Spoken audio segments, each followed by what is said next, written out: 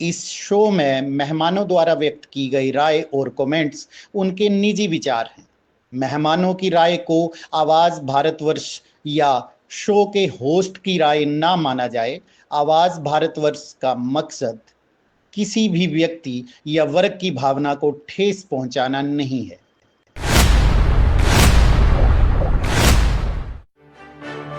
ये है आवाज न्यूज नेटवर्क और आप देख रहे हैं आवाज भारतवर्ष।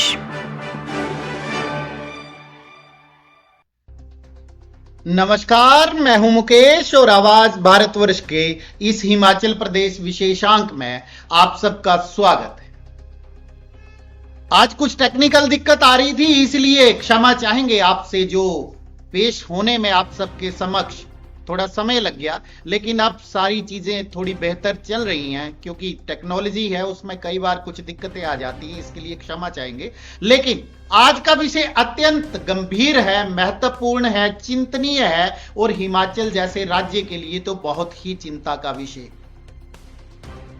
आज दो ऐसी खबरों पे चर्चा करेंगे। हालांकि खबरें तो और भी हैं, लेकिन दो ऐसी मुख्य खबरें हमने चुनी हैं जो हिमाचल वासियों की नींद उड़ाने के लिए काफी हैं और हिमाचल प्रदेश में भी अब ऐसी घटनाएं होने लगी हैं। ये हिमाचल प्रदेश के लिए बहुत ही चिंतनीय है और गंभीर विषय है, क्योंकि जिस तरीके से हिमाचल प्रदेश में इन दोनों ही खबरों ने अपना माया जाल इस तरीके से हिमाचल प्रदेश वासियों के ऊपर बिछा लिया है कि ना चाहते हुए भी हिमाचल वासी उसके शिकार हो रहे हैं और चाहकर भी आगे अपनी गुहार भी किसी के पास नहीं लगा रहे हैं। लेकिन अब कुछ लोगों ने ठाना है कि हमें आगे जाना होगा और इस समस्या से निजात अगर पानी है तो कानून के दर पर जाकर के ही और अपने आप को सामने ला करके ही उस समस्या से निजात पाई जा सकती। अब मैं ज्यादा भूमिका ना बांधता हुआ सीधा आपको शीर्षक बता देता हूं कि हिमाचल में लुटेरी दुल्हन का कोहराम। और क्या सुक्खू लगा पाएंगे चिट्टे पे लगाम? ये सुक्खू कर पाएंगे चिट्टे का काम तमाम? इन दोनों ही खबरों की बहुत ही महत्वपूर्ण खबरें हैं, लेकिन शुरुआत कर रहे हैं लुटेरी दुल्हन से। जी हां, यह एक ऐसा सब्जेक्ट है जो कई परिवार इसका शिकार होने के बावजूद भी सामने नहीं आते थे, अपनी बदनामी से डरते थे। और हिमाचल प्रदेश के लिए अब यह विषय कोई अनजाना पहलू नहीं रह गया है, बल्कि जिस तरीके से हिमाचल प्रदेश में बेरोजगारी बढ़ रही है और जिस तरीके से लोगों की या खासकर लड़कों की इनकम दिनों दिन कम हो रही है, क्योंकि बेरोजगारी इतनी है, तो कमाएंगे कहां से? और कमाएंगे नहीं तो लड़की कहां से मिलेगी? और इसी चक्कर में जब लड़के की उम्र ज्यादा हो जाती है तो यकीन मानिए रिश्ता मिलना ही बंद हो जाता है। जब रिश्ते आ रहे होते हैं तो लड़कों के भी तमाम सपने होते हैं कि मैं पहले ये बन जाऊं, वो बन जाऊं, वो बन जाऊं, उसके बाद शादी करूंगा। और आज सरकारी नौकरी लगेगी, कल लगेगी, परसों लगेगी, उसी इंतजार में लड़के कब उम्र की उस दहलीज को पार कर देते हैं जब उनको रिश्ता आना ही बंद हो जाता है। और यकीन मानिए हमारे ही घरों में हो रहा है।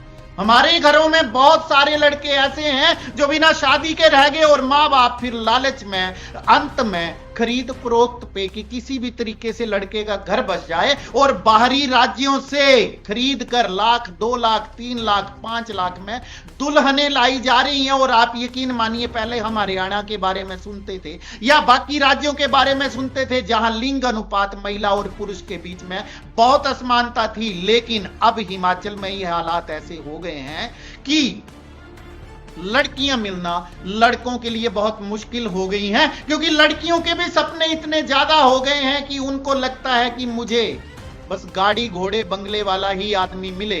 तो ऐसे में लड़के कहां जाएंगे? क्योंकि एक तरफ ना रोजगार, ना कोई उसका कोई समाचार, और उसके बाद गूंगी लूली लंगड़ी बहरी सरकार। और क्या करे लड़का और उसका परिवार?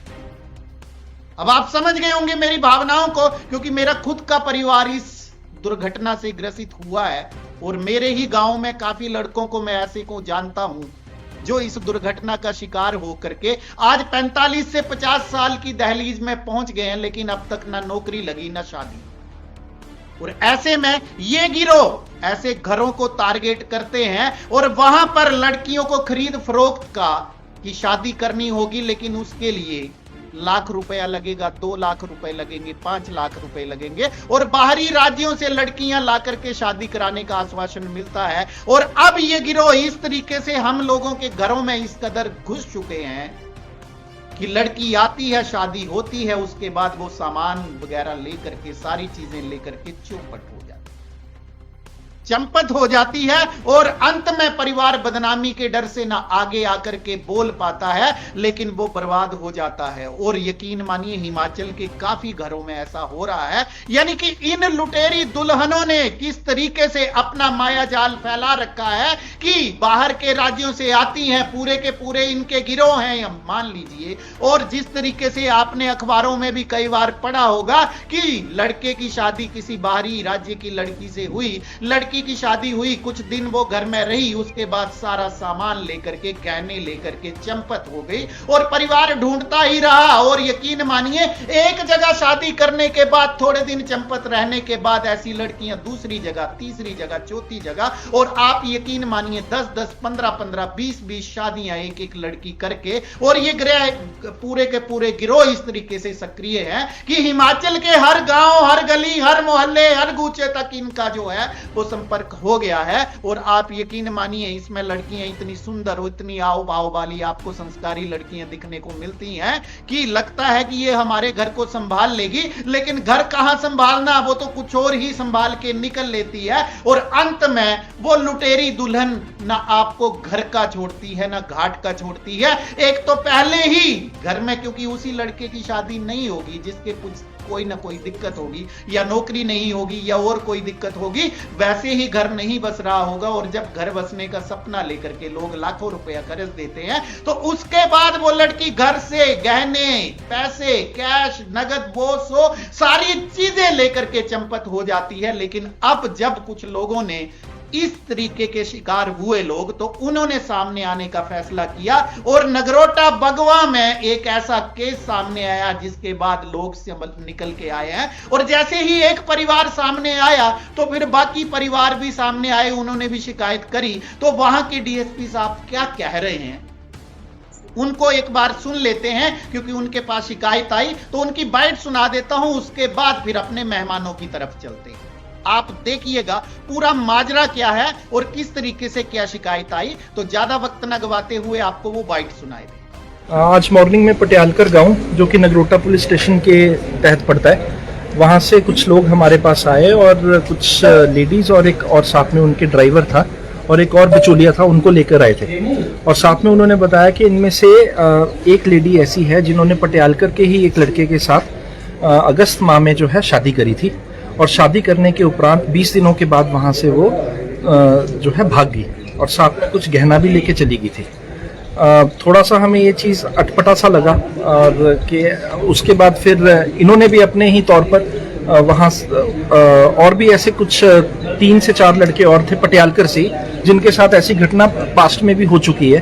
तो आज इन्होंने जो है, जब ये फिर से ये वाली लड़की किसी और से शादी करने के लिए सुजानपुर की तरफ जा रही थी, तो इन्होंने आज उनको जो है सुबह सुबह ही यहाँ पर पकड़ा, और ये जो पूरा वाकया हुआ है उसका संज्ञान पुलिस को दिया, और हमारे पास एक रिटन कंप्लेंट दी, जिसके उपरांत अभी हम इसमें जो है एक मुकदमा पंजीकृत कर रहे हैं 318(4) BNS और 61(2) BNS के तहत, और आगामी कार्रवाई हम इसमें शुरू करेंगे। कितनी महिलाएं इसमें इन्वॉल्व है? महिलाएं कितनी? फिलहाल अभी ये स्टार्टिंग में हमारे को अन्वेषण में अभी 2 लड़कियों का ऐसा पता लगा है, बट इनका मुझे लगता है कि एक ऑर्गेनाइज ग्रुप होगा जो काम कर रहा है, और इनका जो ताल्लुकात है वो पंजाब से है, और हम इसमें एक प्रॉपर टीम बना के इसमें इन्वेस्टिगेशन शुरू कर देंगे, और फिर देखते हैं इसमें कौन कौन व्यक्ति संलिप्त है, और यहाँ और ऐसे कितने व्यक्ति हैं जो इसमें ऐसा धोखा खा चुके हैं। कितने के लोग प्रभावित हुए?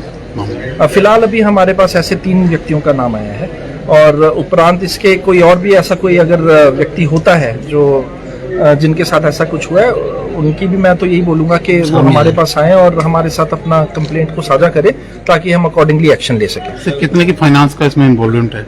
स्टार्टिंग में इनका ऐसा होता था कि शादी कराने का बिचौलिया जो है वो 2 लाख रुपए लेता था, 1 लाख रुपया एक, और 1 लाख रुपया जो इनकी शादी मैरिज ब्यूरो वाले जो शादी कराते थे, और 1 लाख रुपया बिचौलिया। और उसके उपरांत जब ये यहाँ से घर से जाती थी, तो इनका मोडस ऑपरेंडी ये रहता था कि ये वहाँ से सोना भी जितना भी सोना है, चाहे वो 2 तोला हो, 3 तोला हो, जो उनको एज अ स्त्री धन मिलता था, या फिर वो उनका माता जी का या किसी का भी जो पैसा था, उनको लेके वहाँ से फरार हो गए। इसमें कोई पुरुष व्यक्ति भी इनके साथ इन्वॉल्व है जो लोकल इनको आइडेंटिफाई देता है, इनको लीड वो उनमें से एक आइडेंटिफाई किया जो यहाँ पर इनकी शादियां करते थे, बट उनका इन्वॉल्वमेंट कितना है वो उस चीज़ को अभी पुलिस निकाल रही है, और यदि उनका भी इन्वॉल्वमेंट रहा तो उनको भी हम बुक करेंगे। बेसिकली कहाँ से बिलोंग करते हैं ये महिलाएं? एक इनमें से जो है वो लड़की लुधियाना से है, कुछ लड़कियां इनकी फिरोजपुर और जलंधर साइड से भी है, बट इसमें अभी हम और डिटेल में जाएंगे और इन्वेस्टिगेशन के दौरान और पता चलेगा। जल्दी आरोपी जो है और भी इनकी गैंग के सदस्य इस उसमें अगर ये देखिए, मुझे तो यही लग रहा है अभी तक जितना हमारा प्राइमा फेसी जो डिटेल्स आई हैं कि ये एक हो सकता है कि ऑर्गेनाइज वे में काम कर रहे हैं, तो इस ग्रुप के साथ जितने भी लोग इसमें संलिप्त होंगे और वो हमारे जो अन्वेषण में जब आएंगे तो हम उनको जो है प्रॉपर कार्रवाई करके उनको यहाँ। तो देखा आपने किस तरीके से इन लुटेरी दुल्हनों ने कोहराम मचा रखा है, और आप यकीन मानिए हिमाचल में पता नहीं कितने घर बर्बाद हो गए, कितने घरों के ऊपर इन लोगों ने अपना प्रभाव उस तरीके से दिखाया कि हिमाचल वासी इन लुटेरी दुल्हनों का शिकार हो। अब मैं अपनी टेक्निकल टीम को कहूंगा कि जल्द से जल्द जो है वो हमारी टीम को जोड़ लें, क्योंकि टेक्निकल दिक्कतें पहले से ही बहुत सारी आ रही थी, तो अब मुझे आशा है कि वो टेक्निकल दिक्कतें सारी सोल्व हो गई होंगी। तो अब हमारे साथ फिर से एक बार जुड़ चुका है हमारा पैनल, जिसमें हमारे वरिष्ठ पत्रकार प्रकाश ठाकुर जी और वरिष्ठ पत्रकार भानु वर्मा जी हमारे साथ जुड़ चुके हैं।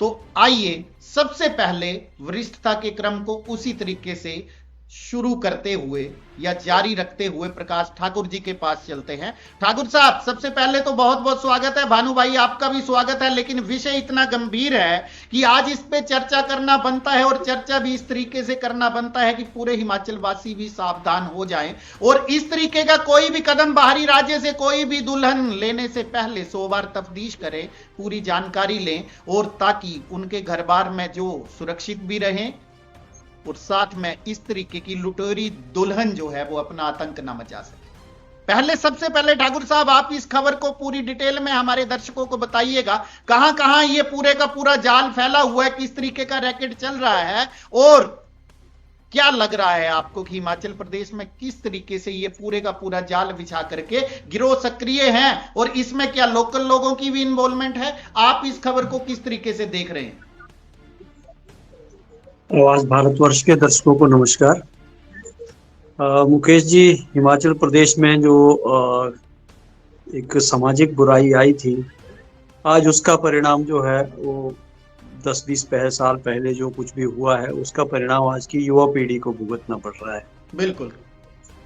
जो भ्रूण हत्याएं हुई, कन्या भ्रूण हत्याएं हुई, उसका ये परिणाम जो है आज हिमाचल भुगत रहा है जी। और जो खास करके 90 के दशक में जो बच्चे पैदा हुए हैं जी, उनके लिए दुल्हनें मिलना बहुत मुश्किल हो गया है, क्योंकि एक समय था जब लिंग अनुपात जो था वो लगभग 800 और 750 के बीच पहुंच गया था। बिल्कुल बिल्कुल, बिल्कुल। तो अगर इतनी जो असमानता अगर लिंग अनुपात में होगी तो आप खुद ही इमेजिन कर लीजिए कि 100 में से 75-80 लड़के हैं, उनको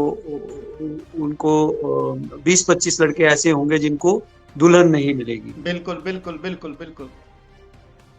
तो ये जो स्थिति है, इसके कारण जो है हिमाचल प्रदेश में बहुत सारे युवा अविवाहित हैं और उनके परिजन चिंतित हैं। ऐसा भी नहीं है कि वो कुछ करते नहीं है, बहुत हाई क्वालिफाइड और अच्छे जॉब पैकेज पे लगे हुए बच्चे जी, इवन सरकारी नौकरी में लगे हुए जो लड़के हैं जी, फौजी हैं जी, और अर्धसैनिक बलों में लगे हुए बच्चे हैं, उनको जो है वो दुल्हनें नहीं मिल रही हैं, और उनका घर बसाने के चक्कर में माता पिता जो हैं वो कुछ भी करने के लिए तैयार हैं। बिल्कुल। और उनकी जो इस मजबूरी है उसका कुछ ऐसे लोग फायदा उठा रहे हैं जिनमें कुछ दलाल सक्रिय हो गए हैं, उसमें हिमाचली भी शामिल हैं। वो शादियां कराने के नाम पर उनके माता पिता से 2-2, 2.5 लाख रुपए ले रहे हैं। जी उसमें 1 लाख रुपए अपने पास रखते हैं और 1 लाख रुपए जिनसे शादी करवानी होती है उनको अपनी तरफ से देते हैं। लेकिन होता ये है कि ये शादी तो हो जाती है और ये इतने शातिर हैं कि कोर्ट मैरिज भी नहीं करवाते, बस जाएंगे और एक एफिडेविट बनवाएंगे और उसी के ऊपर जो है वो या एक स्टाम्प पेपर लेंगे और उसी के ऊपर जो है लिखकर जो है वो लोगों को गुमराह कर देते हैं, युवाओं को गुमराह करते हैं जी कि आपकी शादी हो गई। कहीं रजिस्टर नहीं होती है, कई तो शादियां कहीं रजिस्टर भी नहीं हुई, कई शादियां मंदिर में होती हैं। जी लेकिन वो तो जो जिनको वो लाया जाता है उनको यही कहा जाता है कि आप 15 दिन 20 दिन कहीं रहो जी और उसके बाद जैसे ही आपको मौका मिलो तो वहां से अपना हाथ साफ करके वहां से भाग जाओ। जी तो कहाँ घर बसाने के लिए एक वो दुल्हन लेकर आते हैं, लेकिन वो पूरा घर लूट कर ही भाग जाती है। और ऐसे बहुत सारे परिवार हिमाचल प्रदेश में हैं जो लूट का शिकार हो चुके हैं। बिल्कुल। और बहुत सारे लोग तो शर्म के मारे फिर कुछ भी कहने से गुरेज कर देते हैं। उनको भी लगता है कि आसपास के लोग डरा देते हैं कि आप भी फंस जाएंगे कि आप कैसे खरीद कर बेटी को लाए। बिल्कुल। तो वो डरे हुए लोग जो है वो कानून के दरवाजा भी नहीं खटखटाते। लेकिन ये पहली बार ऐसा हुआ है कि एक ही गांव के 4-5 युवा जो है वो जब ठगे गए और उन्होंने जो है वो जिसके माध्यम से वो शादियां हुई थी तो उस पर प्रेशर बनाना शुरू किया और कुछ और लोगों से भी बात की जी।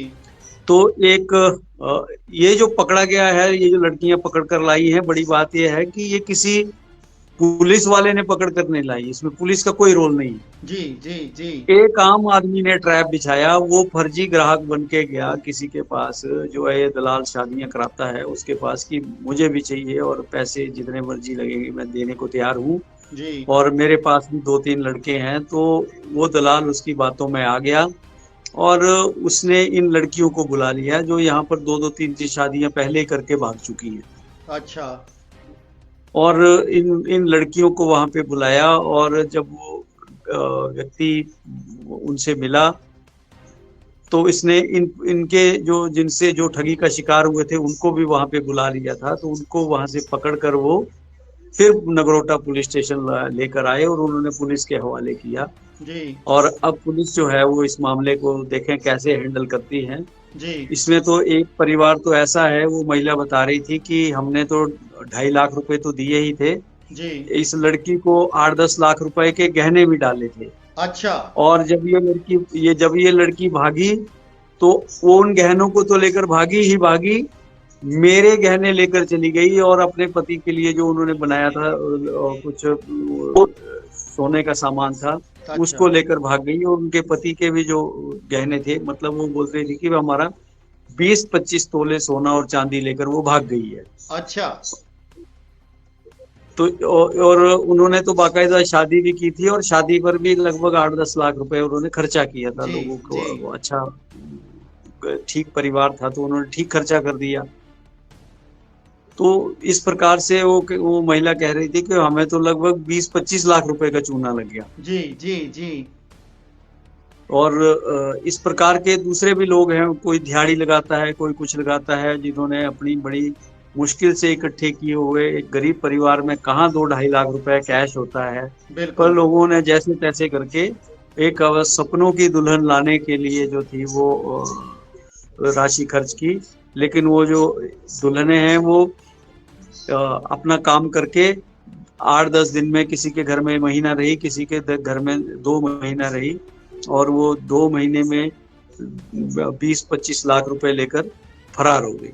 जी जी।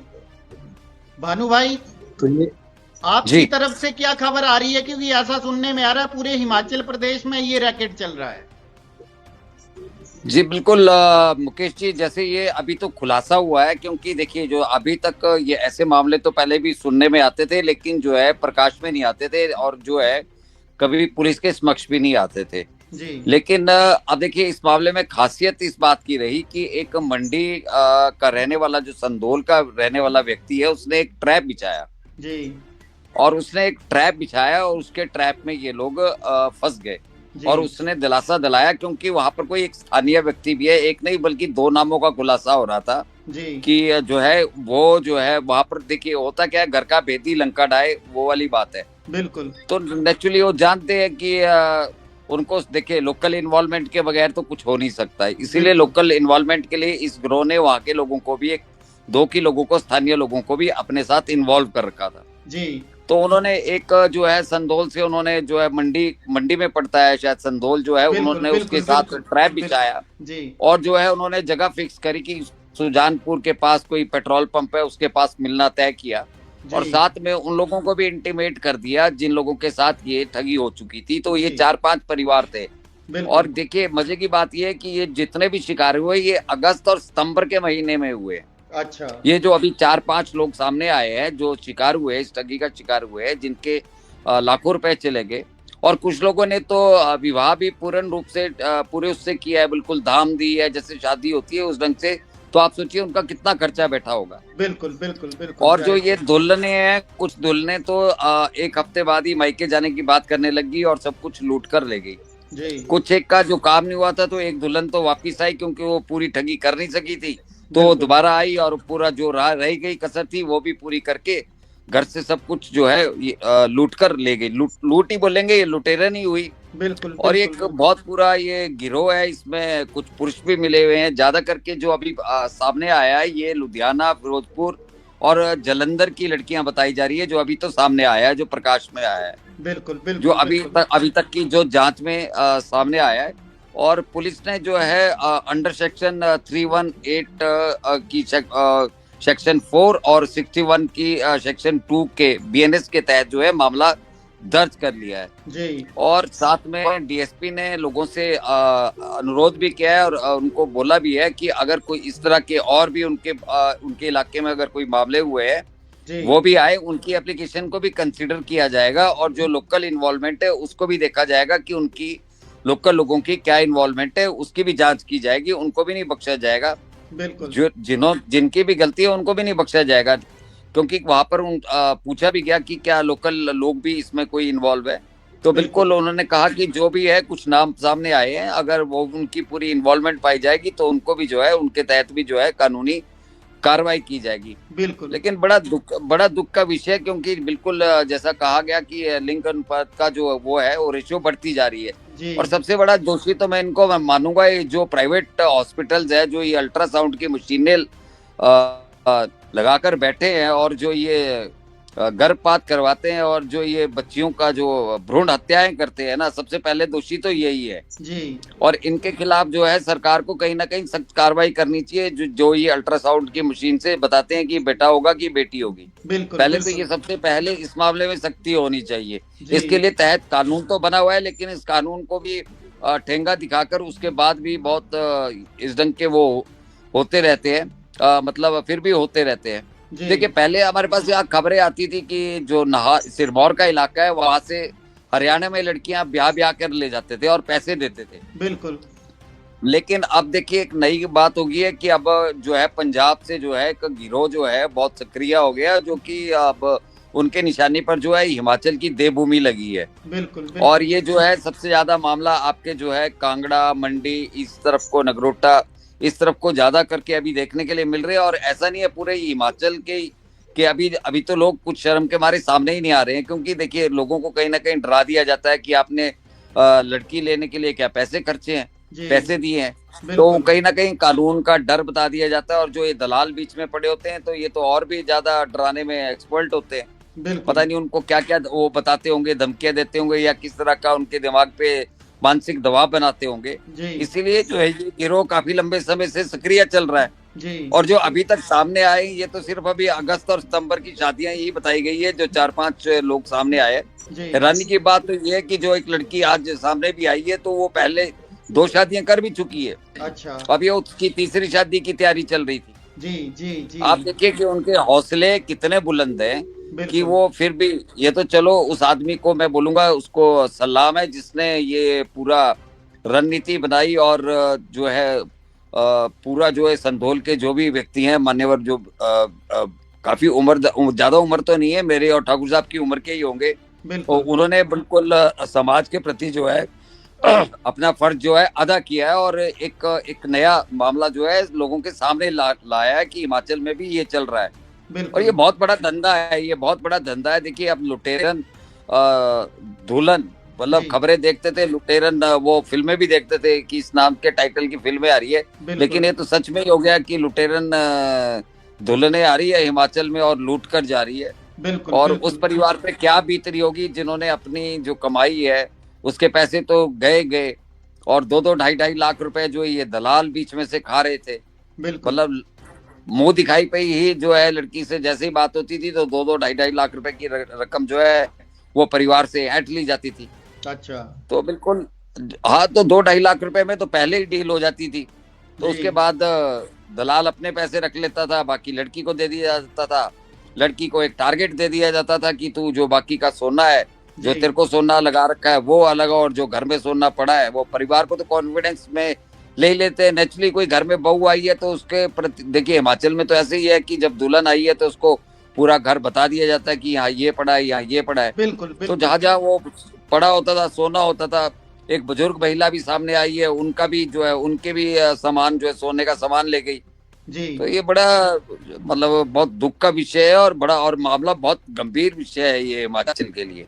बिल्कुल बिल्कुल जाहिर तौर पर बहुत ही गंभीर विषय है। आज फिर से हमारा सिग्नल जो है वो सही नहीं चल पा रहा है, लेकिन थोड़ी देर प्रयास करेंगे सही चले। ठाकुर साहब, इसी मामले पे आप क्या संदेश देना चाहेंगे, और किस तरीके से आपको, अगर इस तरीके के केसेस हो रहे हैं, अगर कोई भी अपनी दुल्हन बाहर स्टेट से है या कोई नहीं जानता है तो उसको किन चीजों का ध्यान रखना चाहिए, और किस तरीके से रिश्ते के लिए आगे बढ़ना चाहिए ताकि इस तरीके की कोई घटना जो है या वारदात जो है उसको जो है वो अंजाम कोई ना दे पाए। वहीं दूसरी तरफ पुलिस प्रशासन को किस तरीके से आगे बढ़ना चाहिए, क्योंकि हिमाचली जितने मर्जी चालाक बन रहे हैं आज भी भोले वाले हैं, कहीं ना कहीं हमारे भोले वाले लोग ही ऐसी दुर्घटनाओं का शिकार होते हैं।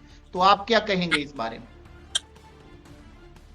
बिल्कुल मुकेश जी, यहाँ पर जो परिजन है उनको बिल्कुल सतर्कता की जरूरत है कि केवल दलालों के कहने पर ही वो जो है वो इसके लिए तैयार ना हो, और कोई भी आपके बीच में जो बिचौलिया है, बिचौलियों के बिना शादियां होती नहीं है, बिचौलिए तो होते ही है, एक प्रथा है हिमाचल में, आजकल मैरिज ब्यूरो चल पड़े हैं। बिल्कुल।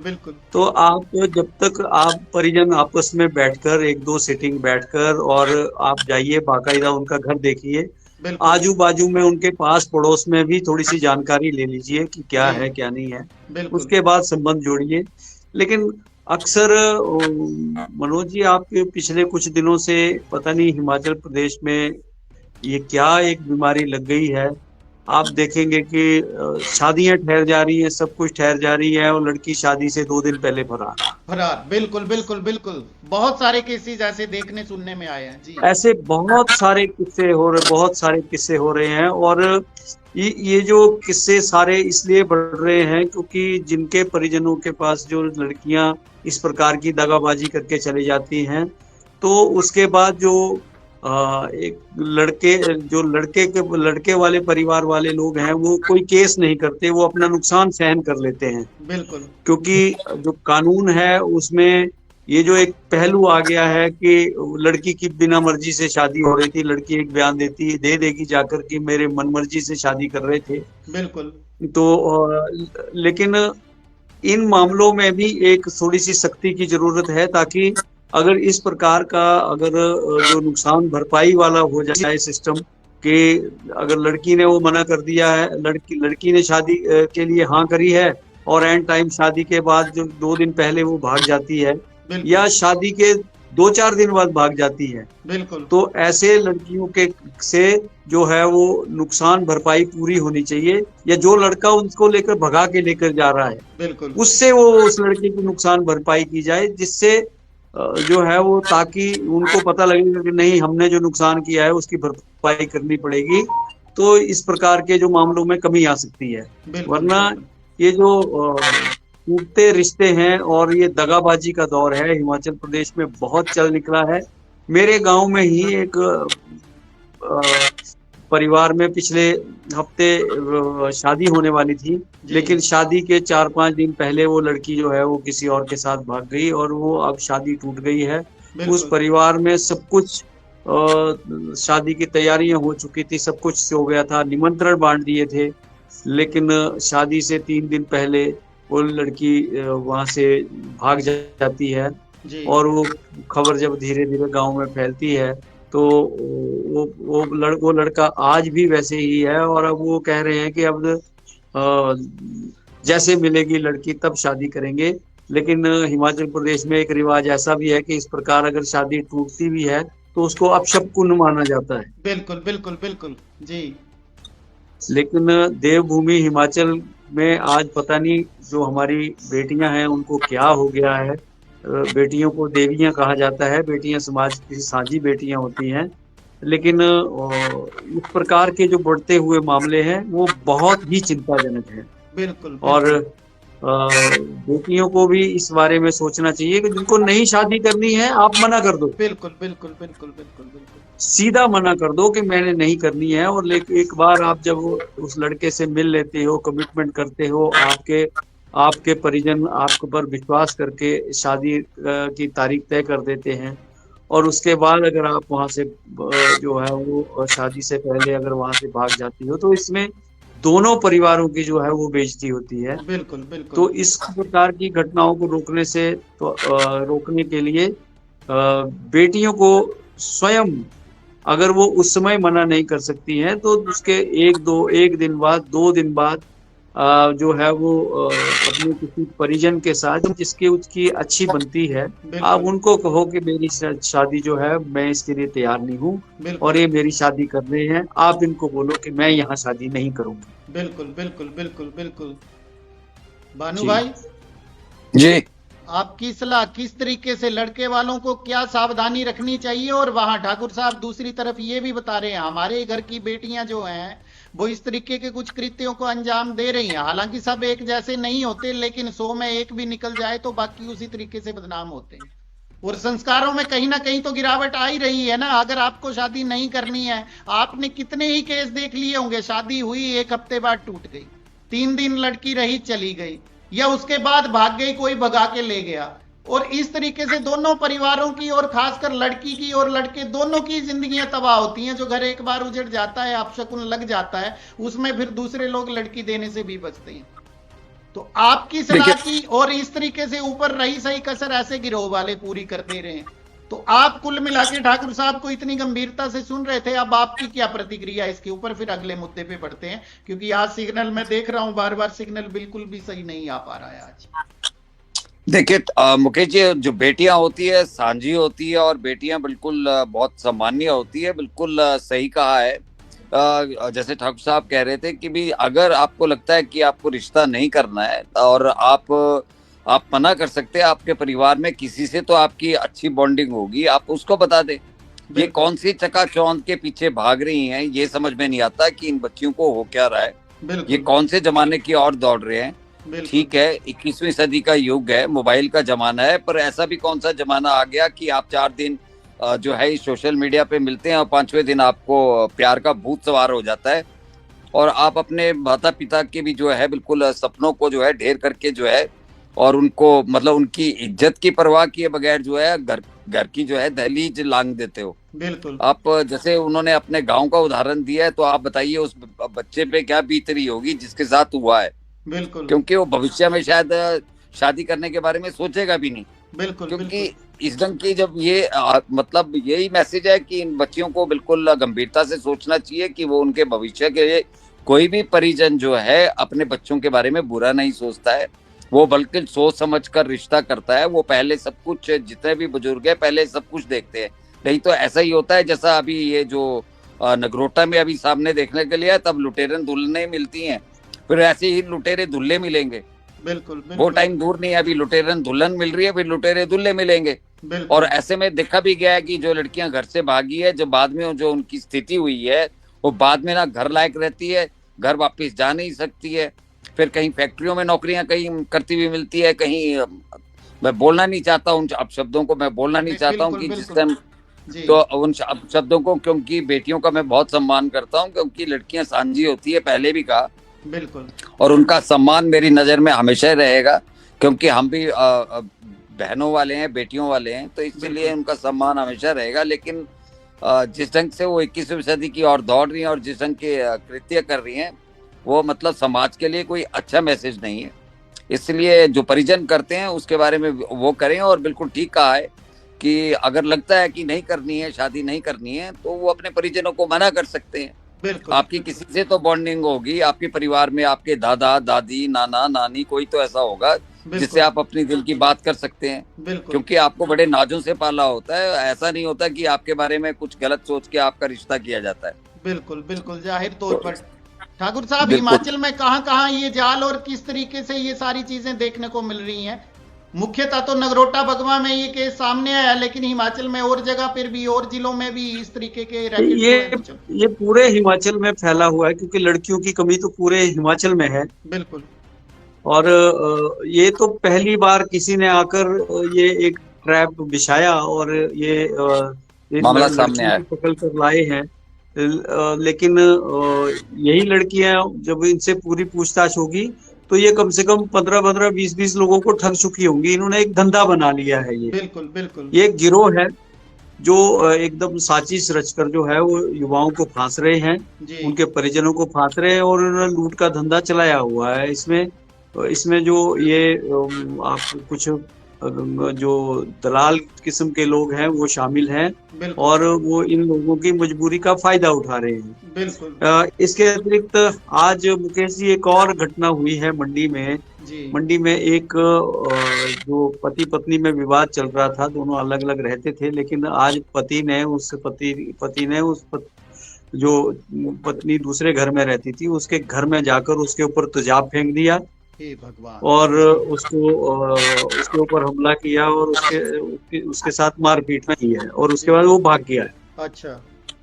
और वो जो बेचारी महिला है वो लगभग 50% उस एसिड के हमले में जल चुकी है। तो ये एक गंभीर वारदात है और ये उस मंडी में हुई है। इसमें पहले बहुत बड़ा तेजाब कांड हुआ था जिसमें मंडी में बहुत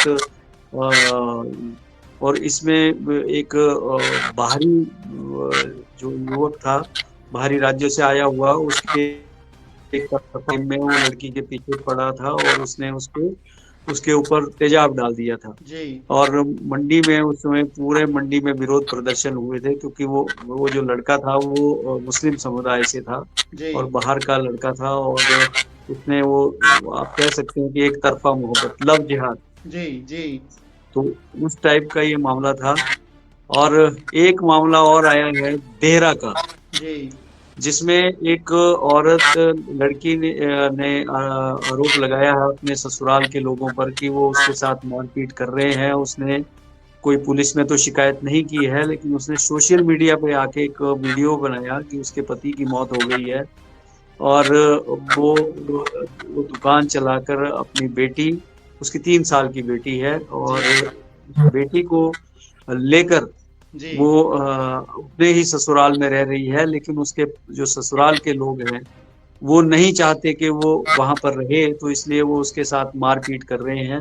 और उसने यहाँ तक कह दिया है कि अब ये मारपीट इतनी हो गई है, बर्दाश्त से बाहर हो गई है, और मुझे लगता है कि मैं इतनी पीड़ित हो गई हूँ कि अपनी जान दे दूं।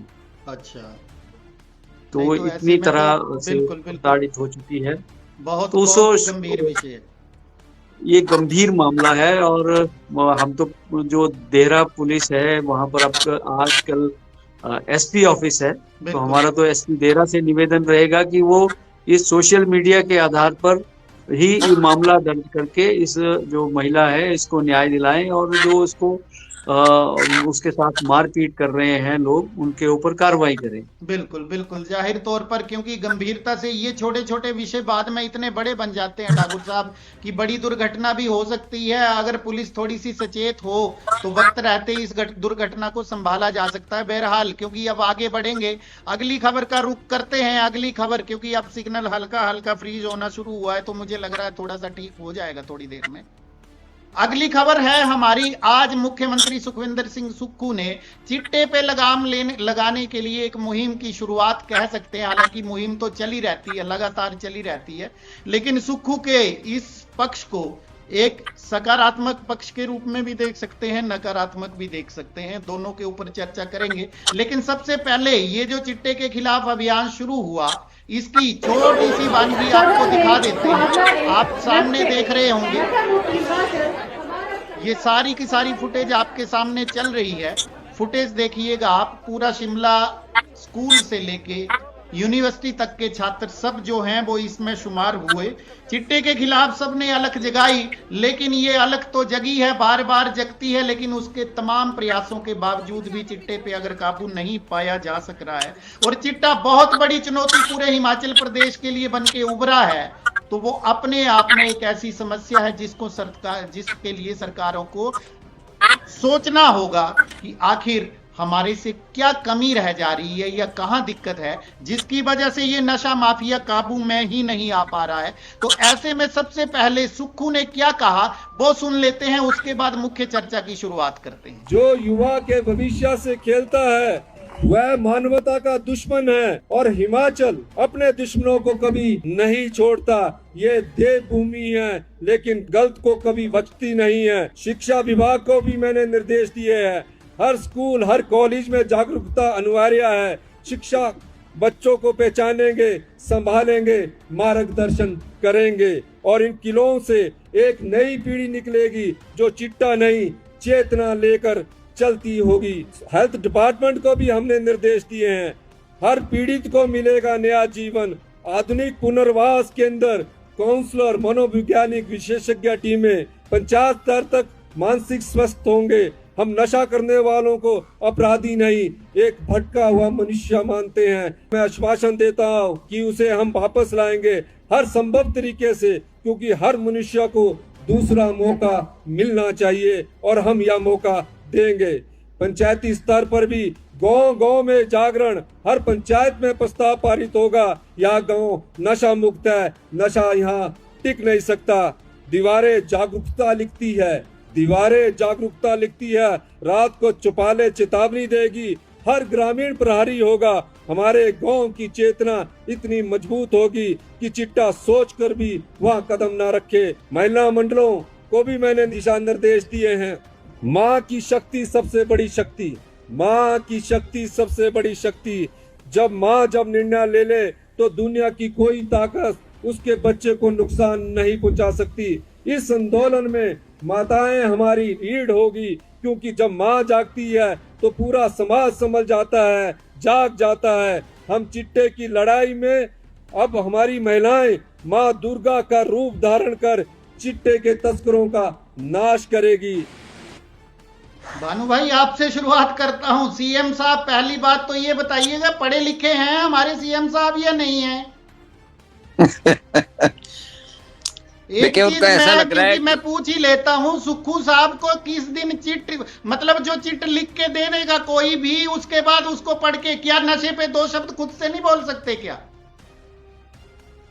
देखिए वही बात है, माँ दुर्गा भवानी चंडी सबको बनाने का सुक्खू साहब निर्णय ले रहे हैं और बता रहे हैं गांव गांव तक अलग जगेगी। अपने उन अधिकारियों के ऊपर अलग कब जगेगी भैया, जो छोटे छोटे मोहरों को जो है वो इस्तेमाल करके पकड़ के वो कर देते हैं, और जो मुख्य नशा माफिया है वो आज तक कहां है? किसने, बड़ी मछलियां कहां हैं? ये बिना मतलब के दिखावे कर करके क्या होगा कि नशे पे लगाम लग जाएगी? यह हिमाचल वासियों को उल्लू समझ के रखा है कि कुछ भी बोलते रहो, ऐसी ओकेजन करते रहो, बच्चे तो आ ही जाएंगे। शिमला देखो कैसे उमड़ के पड़ा है नशे के ऊपर। लेकिन मुख्य जिम्मेवारी तो सरकार की है ना। आपके रहते 3 साल हो गए, क्या लगाम लगी? क्यों नहीं बंद हो रहा? ढंग का कोई आदमी जो 3 दिन में चिट्टा माफिया के कमर पे ऐसा प्रहार करेगा कि चौथे दिन उठेगा नहीं। लेकिन ये क्या मतलब दिखावा करके लोगों को दिखाना है? अरे तुम 2 शब्द तो खुद से बोल नहीं सकते, पढ़ा लिखा उस तरीके से चिट पढ़ के तुम लोगों को संदेश दे रहे हो। ये कोई मतलब क्या है? इन लोगों के मानसिक स्तर को हो गया है। आपकी राय किस तरीके से? पहल सराहनीय है, लेकिन ना तो दिमाग है, ना अकल है, ना ठिकाना है, सीधी बात। देखिए मुकेश जी, देखिए जो है ये अलग तो जगाई गई है और ये बिल्कुल एक इवेंट किया गया है। इसको इवेंट मैनेजमेंट कह सकते हैं कि एक बहुत बड़ा इवेंट किया गया है। देखिए शिमला के माल रोड पर ऐसा कार्यक्रम ड्रग्स को लेकर और चिट्टे को लेकर तो हर परिवार दुखी है, पूरे हिमाचल के लोग बिल्कुल दुखी है। उसको लेकर कोई भीड़ इकट्ठा करना कोई बहुत मुश्किल काम नहीं था। सभी स्कूलों को अगर चिट्ठी चली गई होगी तो सभी स्कूलों के बच्चे, यूनिवर्सिटी के बच्चे, कॉलेज के बच्चे वहां पर सभी पहुंच गए होंगे। और बहुत बढ़िया सांस्कृतिक कार्यक्रम का भी आयोजन किया गया था जो कि पुलिस का बैंड ही था। तो बच्चे तो वहां जहाँ ढोल बजेगा वहां नाचने वाले तो हो ही जाएंगे। लेकिन असली विषय था, विषय बहुत गंभीर था, ड्रग्स, जिसको ड्रग्स को लेकर आज उनको बोलना चाहिए था। लेकिन उनका जो स्क्रिप्ट राइटर है, पता नहीं वो किस ढंग की, उनके लिए पहले भी मैं कह चुका हूँ कि स्क्रिप्ट राइटिंग करते हैं, उनको बढ़िया सी कोई स्क्रिप्ट राइटिंग करनी चाहिए थी। नशे को लेकर अगर वो बोलते तो बिल्कुल सीरियस से मोड में दिखना चाहिए था। लेकिन दुर्गा माता, काली माता जगा देना। देखिए जिस घर का बच्चा ड्रग्स में इन्वॉल्व होगा उसकी माँ वैसे ही काली माता भी बन जाती है और दुर्गा भी बन जाती है। बिल्कुल बिल्कुल। और हर घर की माता, क्योंकि एक माता तो मैं पहले भी एक डिबेट में बोल चुका हूँ कि एक मदर ने तो अपने बच्चे से दुखी आकर कि वो हट ही नहीं रहा था, मान ही नहीं रहा था, वो आज भी सलाखों के पीछे और वो पुलिस के हवाले कर दिया था। बिल्कुल बिल्कुल। ऐसा कोई भी पेरेंट्स नहीं है जो नहीं, वो जो चाहता है कि उसका बच्चा इस उसमें पढ़े। कुछ ने तो बच्चों को सुधारने के लिए जो है वो ड्रग्स क्या बोलते हैं उसमें वो डाल रखे हैं, जो ड्रग्स छुड़ाने के लिए क्या वर्ड आता है, नशा निवारण केंद्र, उसमें भेज रखे हैं। और पर वहां पर भी ठाकुर साहब मैं बड़ा हैरान हूँ, वहां पर भी नशा छुड़ाने के लिए जो नशा निवारण केंद्र खोल रखे हैं, वहां पर भी जो है नशा छुड़ाने के लिए जिस ढंग की दवाइयां दी जाती है वो भी नशा ही है। अब लगाइए, बड़ी हैरानी की बात, आप मानेंगे नहीं, क्योंकि अगर आप प्रैक्टिकली वहां पर जाकर देखेंगे जिस ढंग की उनको दवाइयां दी जाती है वो नशे की कैटेगरी में ही आती है। जी जी। और पुलिस उन दवाइयों को पकड़ती भी रहती है कॉस्मेटिक एक्ट के तहत जी। और सरकार ने उन दवाइयों को बैन कर रखा है और नशा मुक्ति केंद्रों में जो है वो दवाइयां जो है उनको छुड़ाने के नाम पर दी जा रही है, जबकि होना तरीका अलग से चाहिए। देखिए उसके लिए सरकार ने एक नाहन में कोई बहुत बड़ा केंद्र बनाने की योजना भी है और वो कहा है कि बड़ी जल्दी वो हो भी जाएगा। लेकिन वाकई में आज जब वो भाषण दे रहे थे तो थोड़ा सा लग रहा था कि उनको अभी नशे के बारे में जो थोड़ा सा ज्ञान जो है थोड़ा कमी है, क्योंकि उन्होंने पूरा ठीक ढंग से जो है इस चिट्टे को लेकर जो है उन्होंने, देखिए वो मामले तो उनके सामने रोज आते हैं कि इतना ग्राम पकड़ा गया, इतना ग्राम पकड़ा गया। नशे को लेकर तो सारी सरकारें गंभीर रही है, पहले की सरकारें भी गंभीर रही है। भानु, मैं दिल्ली में बैठ के नदौन का ठिकाना बता दूंगा कहाँ कहाँ चिट्टा मिलता है।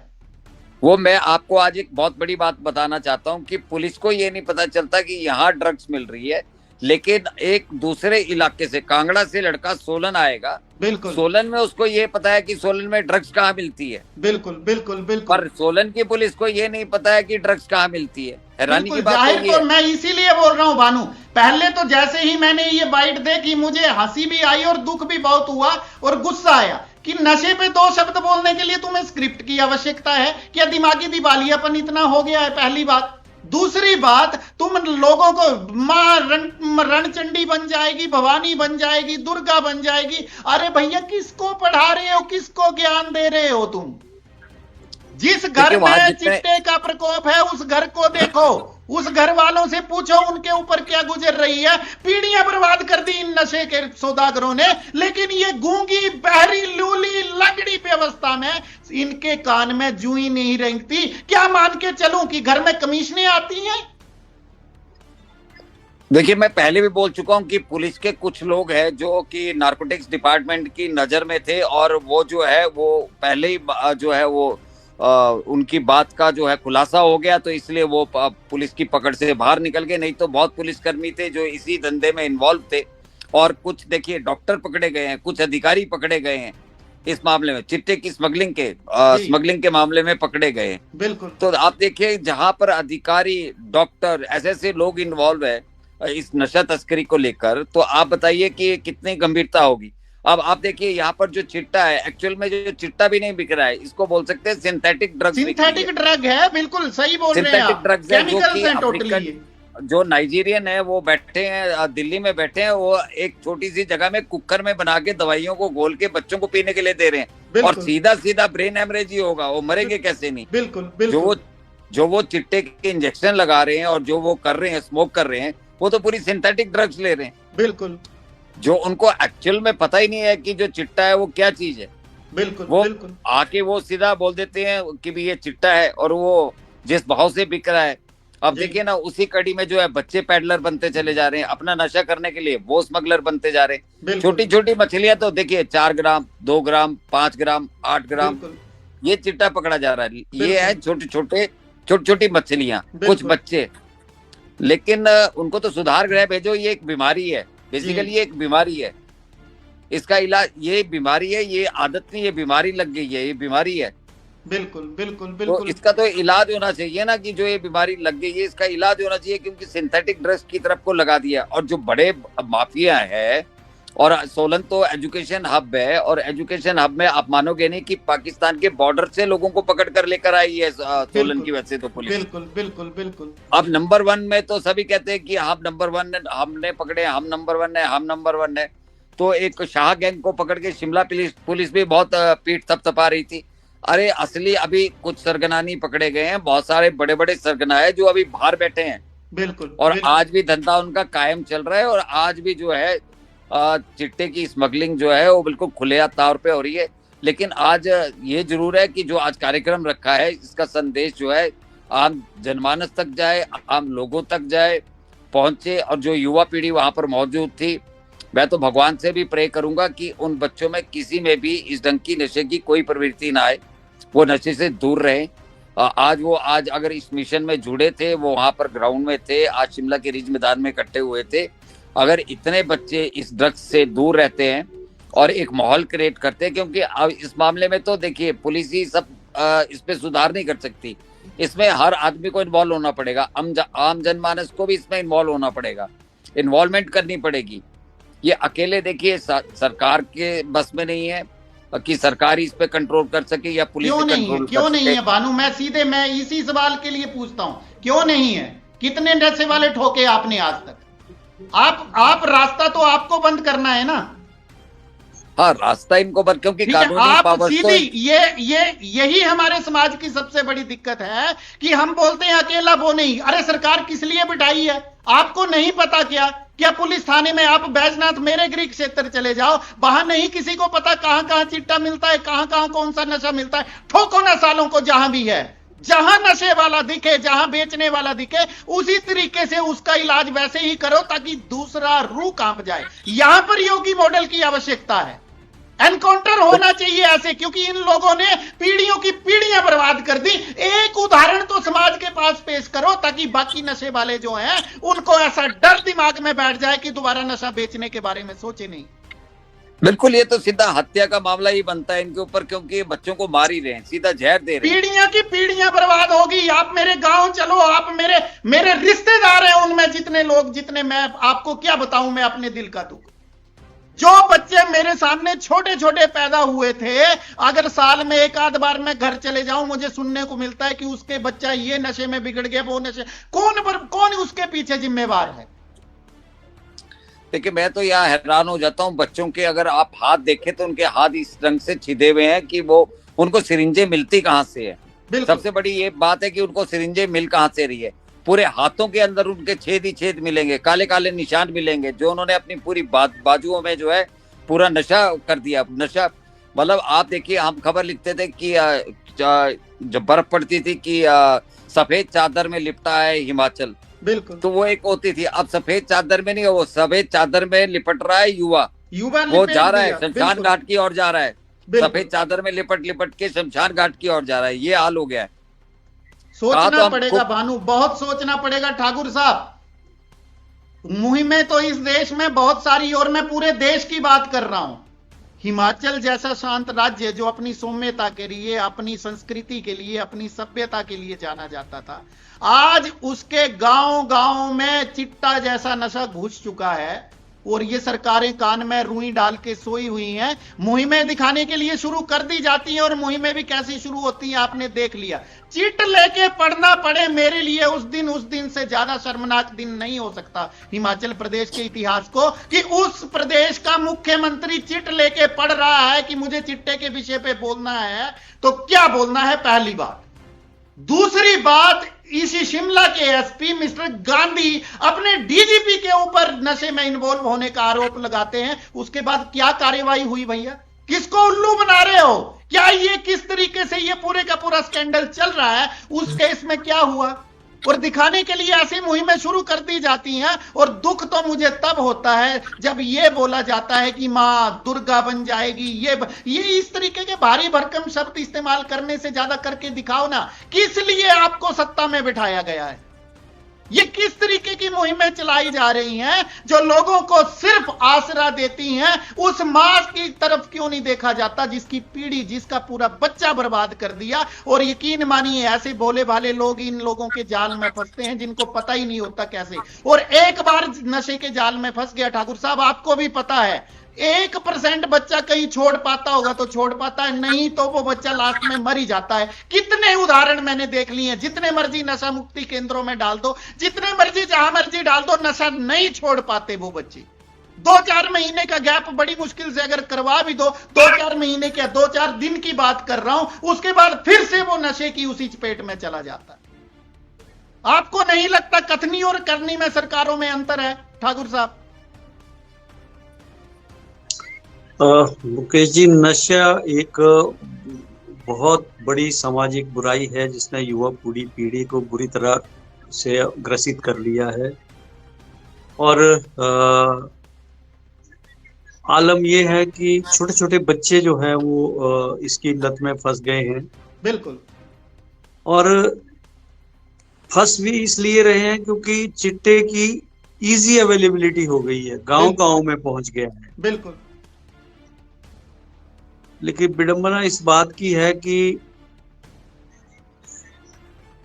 जिनके ऊपर रोकने का जिम्मा है वो सब कुछ जानते हुए भी अनजान बने रहते हैं। बिल्कुल बिल्कुल।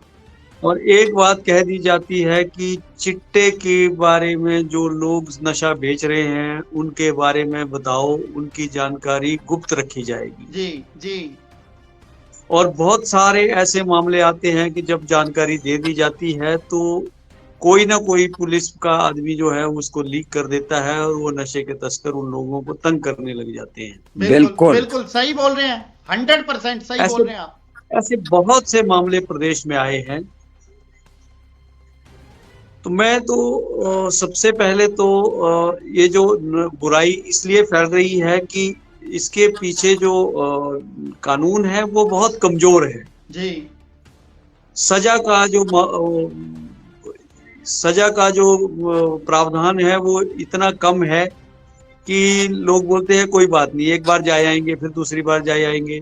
और ये नशे के तस्कर जो है वो इतने चालाक हो गए हैं कि वो अपने पास बहुत इतनी मात्रा ही इतनी थोड़ी रखते हैं कि वो व्यावसायिक क्वांटिटी में आता ही नहीं और उनके ऊपर केस ही बहुत कमजोर बनता है। बिल्कुल बिल्कुल बिल्कुल। तो इसके लिए सरकार को इस नशे पे लगाम लगे तो इसके लिए सरकार को कानून में बदलाव करना पड़ेगा, चाहे व्यावसायिक क्वांटिटी की परिभाषा उनको निर्धारित करनी होगी।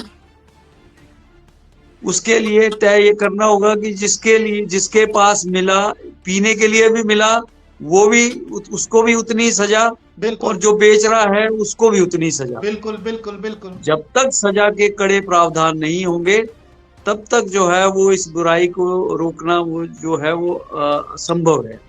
असंभव है ठाकुर साहब। और हम ही कल परसों ही कार्यक्रम कर रहे थे ना ठाकुर साहब, वो इतने बेखौफ हो गया है ये नशा माफिया की, एसएचओ के ही पांव को कुचल के चला गया, गाड़ी नहीं रोकी। बिल्कुल बिल्कुल। दूसरी बात यह है कि इसमें सरकार को ये चाहिए कि जो पुलिसकर्मी नशा तस्करी में करवाने में इन्वॉल्व हैं, बिल्कुल, या इस धंधे में इन्वॉल्व हैं, उनके ऊपर सख्त से सख्त कार्रवाई की जानी चाहिए। बिल्कुल। जब तक पुलिसिंग क्लीन नहीं होगी, बिल्कुल, तब तक इस पर नशे पे लगाम लगाने की बात सोची ही नहीं जा सकती। बिल्कुल बिल्कुल बिल्कुल। क्योंकि पहरेदार ही अगर चोर हो जाए तो आप किससे बचाव की उम्मीद करोगे? बिल्कुल। समाज को अपराध से, नशे से बचाने का जिम्मा पुलिस के पास है, और अगर पुलिस की अपराधियों के साथ सांठगांठ हो जाए तो फिर बचाएगा कौन? बचाएगा कौन? बिल्कुल।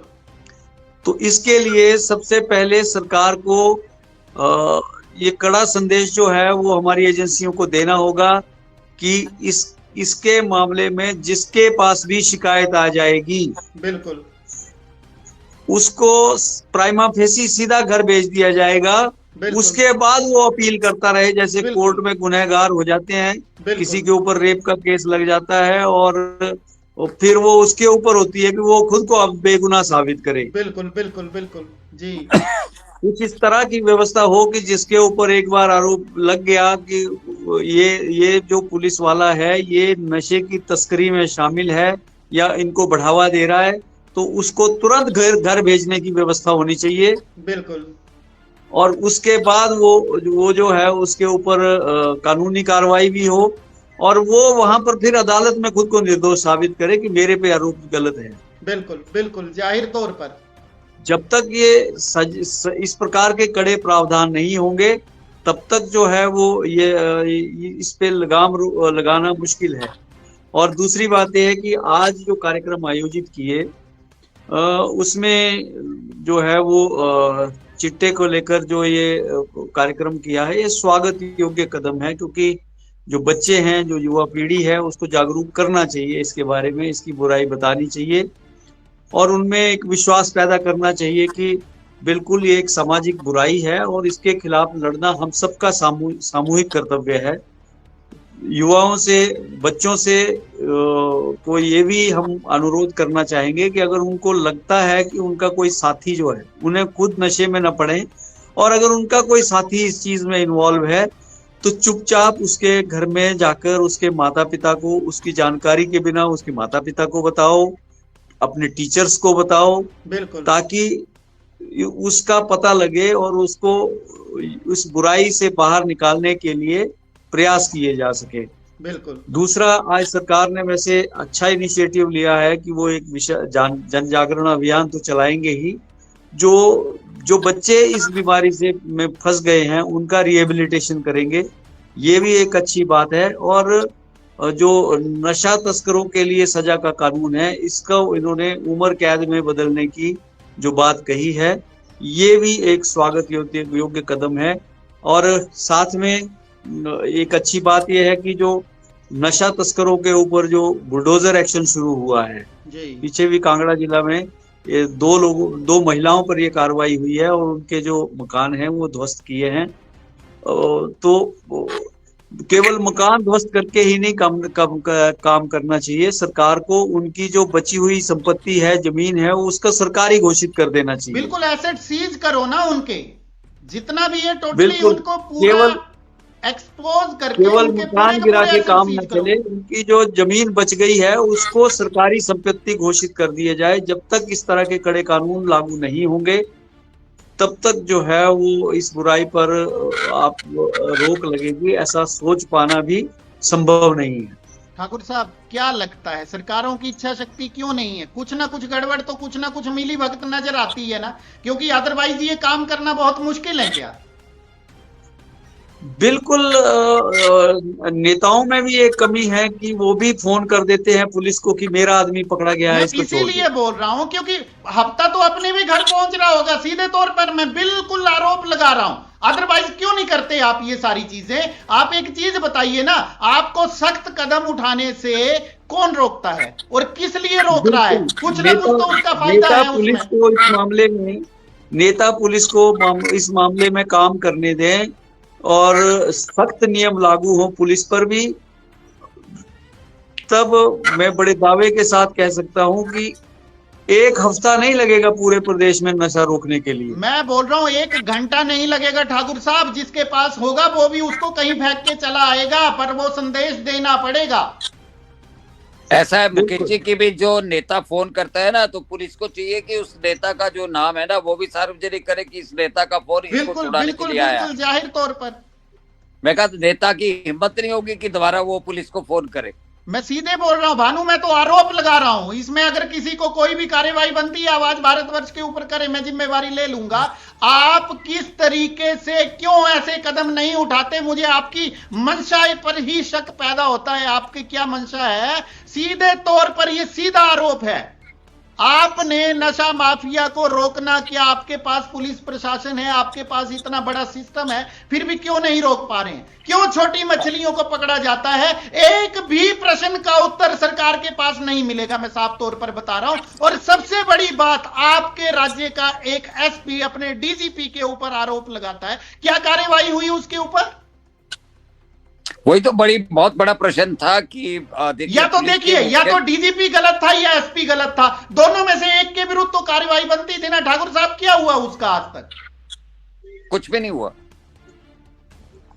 कुछ नहीं, उस मामले में आगे कुछ भी नहीं हुआ। ये तो उलट कोर्ट को संज्ञान लेना चाहिए इस बारे में, क्योंकि उन्होंने खुलेआम ये बातें कोर्ट में भी कही है। बिल्कुल बिल्कुल बिल्कुल। प्रेस वार्ता में कही है। मैं सीधी बात, अगर हम कुछ बोल देंगे ना ठाकुर साहब तो तुरंत कंटेम्प्ट ऑफ कोर्ट चला जाएगा। लेकिन धन्य है ऐसे कोर्ट भी जो ऐसे नशा माफियाओं को जमानत दे देते हैं। बिल्कुल, कहीं ना कहीं जो लचीला कानून है, मैं तो वकीलों से भी आग्रह करूंगा कि जो लोग नशा तस्करी में इन्वॉल्व हैं, कृपया उनका केस ना लड़ें। बिल्कुल बिल्कुल बिल्कुल, जाहिर तौर पर कल को ये बुराई आपके घर तक भी पहुंच सकती है। पहुंच गई है ठाकुर साहब। ये लोग आज बड़े खुश हो रहे हैं ना, ये जितने भी हैं, चाहे पुलिस वाले हो चाहे जो भी हो, क्योंकि भानु वर्मा पहले ही बोल चुके हैं कि कितने, भानु भाई कितने नाम थे उसमें पुलिस वालों के जो लिस्ट 46 पुलिस वालों के नाम अगर उस लिस्ट में थी। ये पुलिस वाले क्या सोच रहे हैं कि इनके बच्चे बच जाएंगे कल को?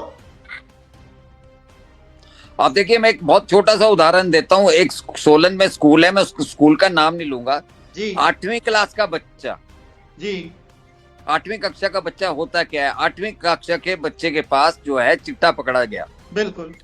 और स्कूल ने अपना नाम बचाने के लिए, कि हमारे स्कूल की बहुत बड़ा नाम है, उन्होंने परिजनों को बुलाया और मामले को रफा दफा कर दिया जी। ये बात मेरे तक जो है वो काफी दिनों बाद पहुंची जी। लेकिन बहुत दुर्भाग्य की बात है, मतलब तब तक बात गोलमोल हो चुकी थी, बात खत्म हो चुकी थी। पर लेकिन मेरे को हैरानी हुई कि 8वीं का बच्चा जी, तो एक बच्चा तो नहीं होगा, इसका मतलब और बच्चे भी होंगे उस स्कूल के। बिल्कुल। उन्होंने चलो परिजनों को बुलाया और परिजनों को बुलाकर और उनको जो है मामले को रफा दफा कर दिया। ऐसे मामला रफा दफा करके बात खत्म नहीं होती, क्योंकि उसमें और बच्चे भी इन्वॉल्व होंगे। उन्होंने इस बात की इंक्वायरी भी नहीं करी कि और तेरे साथ और कौन कौन साथी हैं तेरे, और कौन कौन लोग हैं। सिर्फ परिजनों को बुलाकर और बात को खत्म करने की कोशिश करी, कि ताकि जो स्कूल का प्रतिष्ठित नाम है वो खराब ना हो जाए। बिल्कुल बिल्कुल। जहां कहीं सख्त कार्रवाई की वो जरूरत थी, बच्चे को वो करते, बच्चों के दोस्तों के साथ भी होता, उसके और भी सर्कल होगा, हो सकता है कि उस सर्कल में और लोग बच्चे भी हो। और हैरानी है कि उस 8वीं कक्षा के बच्चे के पास वो आया कैसे? सबसे बड़ा प्रश्न तो ये है। बिल्कुल। क्या पेडलर्स अब छोटे छोटे बच्चों तक भी पहुंच गए हैं? पहुंच चुके हैं भानु, पहुंच चुके हैं, इसमें कोई दो राय नहीं है। तो आप सोचिए कि हिमाचल की इस टाइम किस दशा में, कितनी बड़ी दुर्दशा हो सकती है। बिल्कुल। ये तो ब्लास्ट होने लगा है, ब्लास्ट हो जाएगा हिमाचल में। ये उड़ता पंजाब करते रहे, ये उड़ता हिमाचल होता जा रहा है। और भानु यही बच्चे फिर, क्योंकि इनको एक बार नशे की लत लग गई, ये तो उल्टे सीधे सारे काम करेंगे। क्राइम में भी यही लोग फिर इन्वॉल्व होंगे, क्योंकि पैसे के लिए ये नशा एक ऐसी लत है, एक बार लग गई तो फिर जब उसको तलब लगेगी वो फिर उल्टा सीधा कुछ भी करेगा उस नशे को पाने के लिए। बिल्कुल, घर से चोरियां शुरू करेंगे सबसे पहले। हो चुकी हैं, मेरे गांव में ऐसे कई इंसिडेंट आ गए हैं ठाकुर साहब, आप यकीन मानेंगे, छोटा सा गांव है मेरा, आप तो मेरे गांव को भी जानते हैं, ठीक। वहां पर लोगों के जो पुराने घर बंद करके नए घर, क्योंकि कई लोगों ने बना लिए हमारे कच्चे मकान, उनको छोड़ के उनमें कीमती सामान था, उस सामान तक को उठा करके ले गए। और पता लगा जो चरोटियां होती थी, एक कमेटी थी, हमारे कटोच परिवार थे राजवंश के ही, उनके घरों में चरोटियां रखी हुई थी, वो चरोटियां रातों रात वहां से उठाई और जसूर जाके बेची है ठाकुर साहब। जसूर देखिए पठानकोट बॉर्डर, और वहां से फिर उस पैसे का चिट्टा लिया है। ये तो पुलिस को कुछ लिंक मिला और गांव वासियों को, हमारी पंचायत प्रधान मेरी बहन वो थोड़ी एक्टिव है, उसको शक हुआ, उसने तुरंत पुलिस को नाम दिया, पुलिस ने उठाया और सारे का सारा स्कैंडल जो है वो बाहर आ गया। लेकिन आप यकीन मानिए इस तरीके की घटनाएं हो रही हैं और बाकी हमारे जितने भी पुलिस प्रशासन है वो मूक दर्शक बन के बैठे हुए हैं।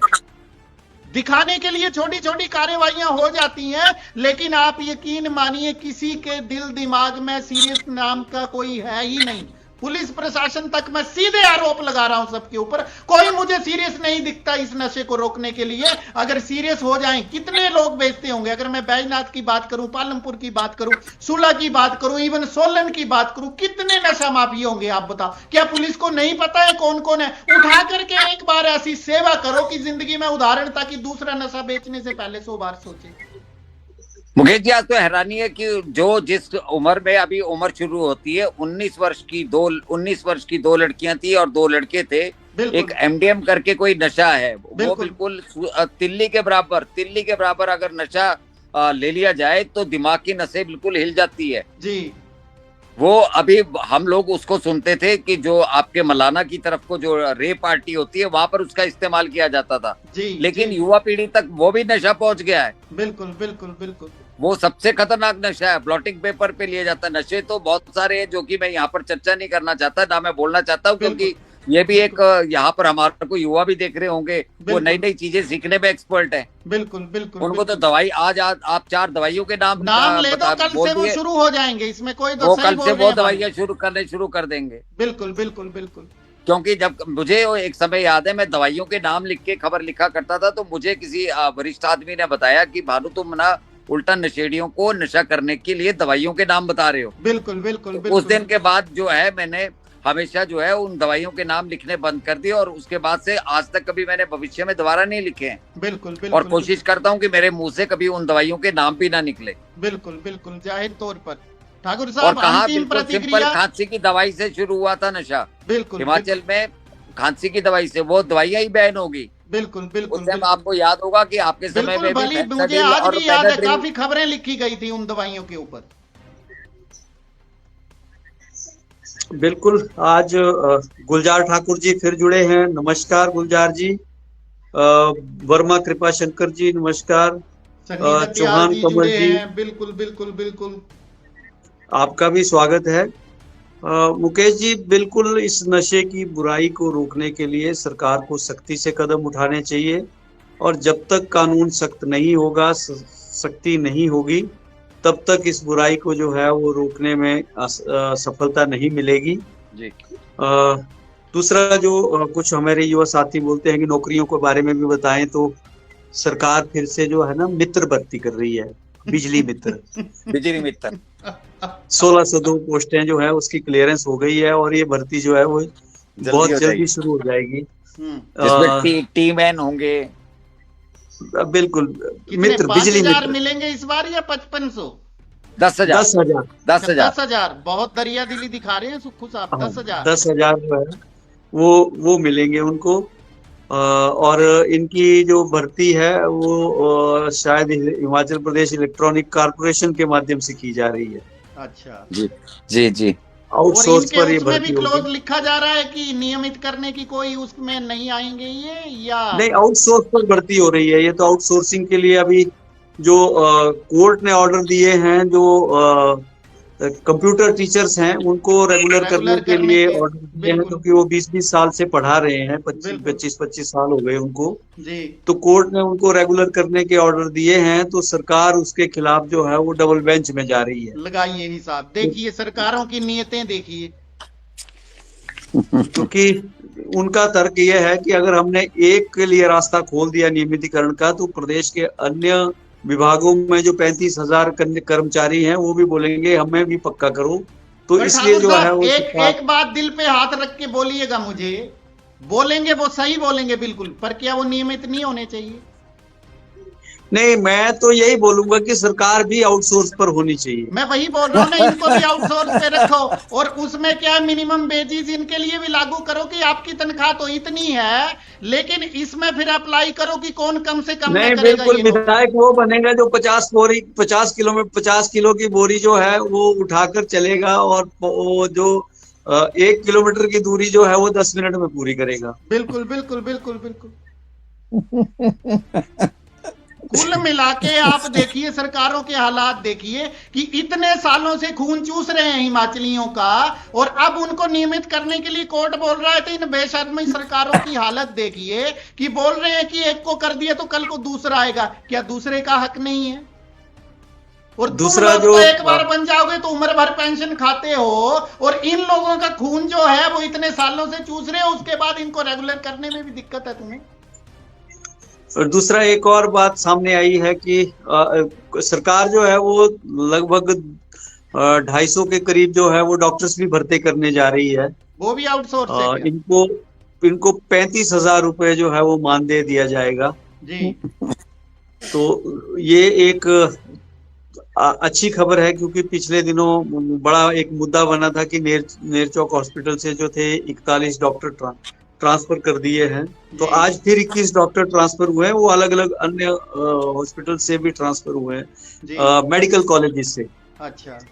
क्योंकि सरकार ने 2 कैडर कर दिए हैं, जो पढ़ाने वाले हैं उनका कैडर अलग कर दिया है, और सिर्फ जो चिकित्सा करेंगे उनका कैडर अलग कर दिया है। अच्छा। मतलब जो मेडिकल कॉलेजेस का अलग और दूसरे अस्पतालों का कैडर अलग जी, डॉक्टर्स का। अच्छा।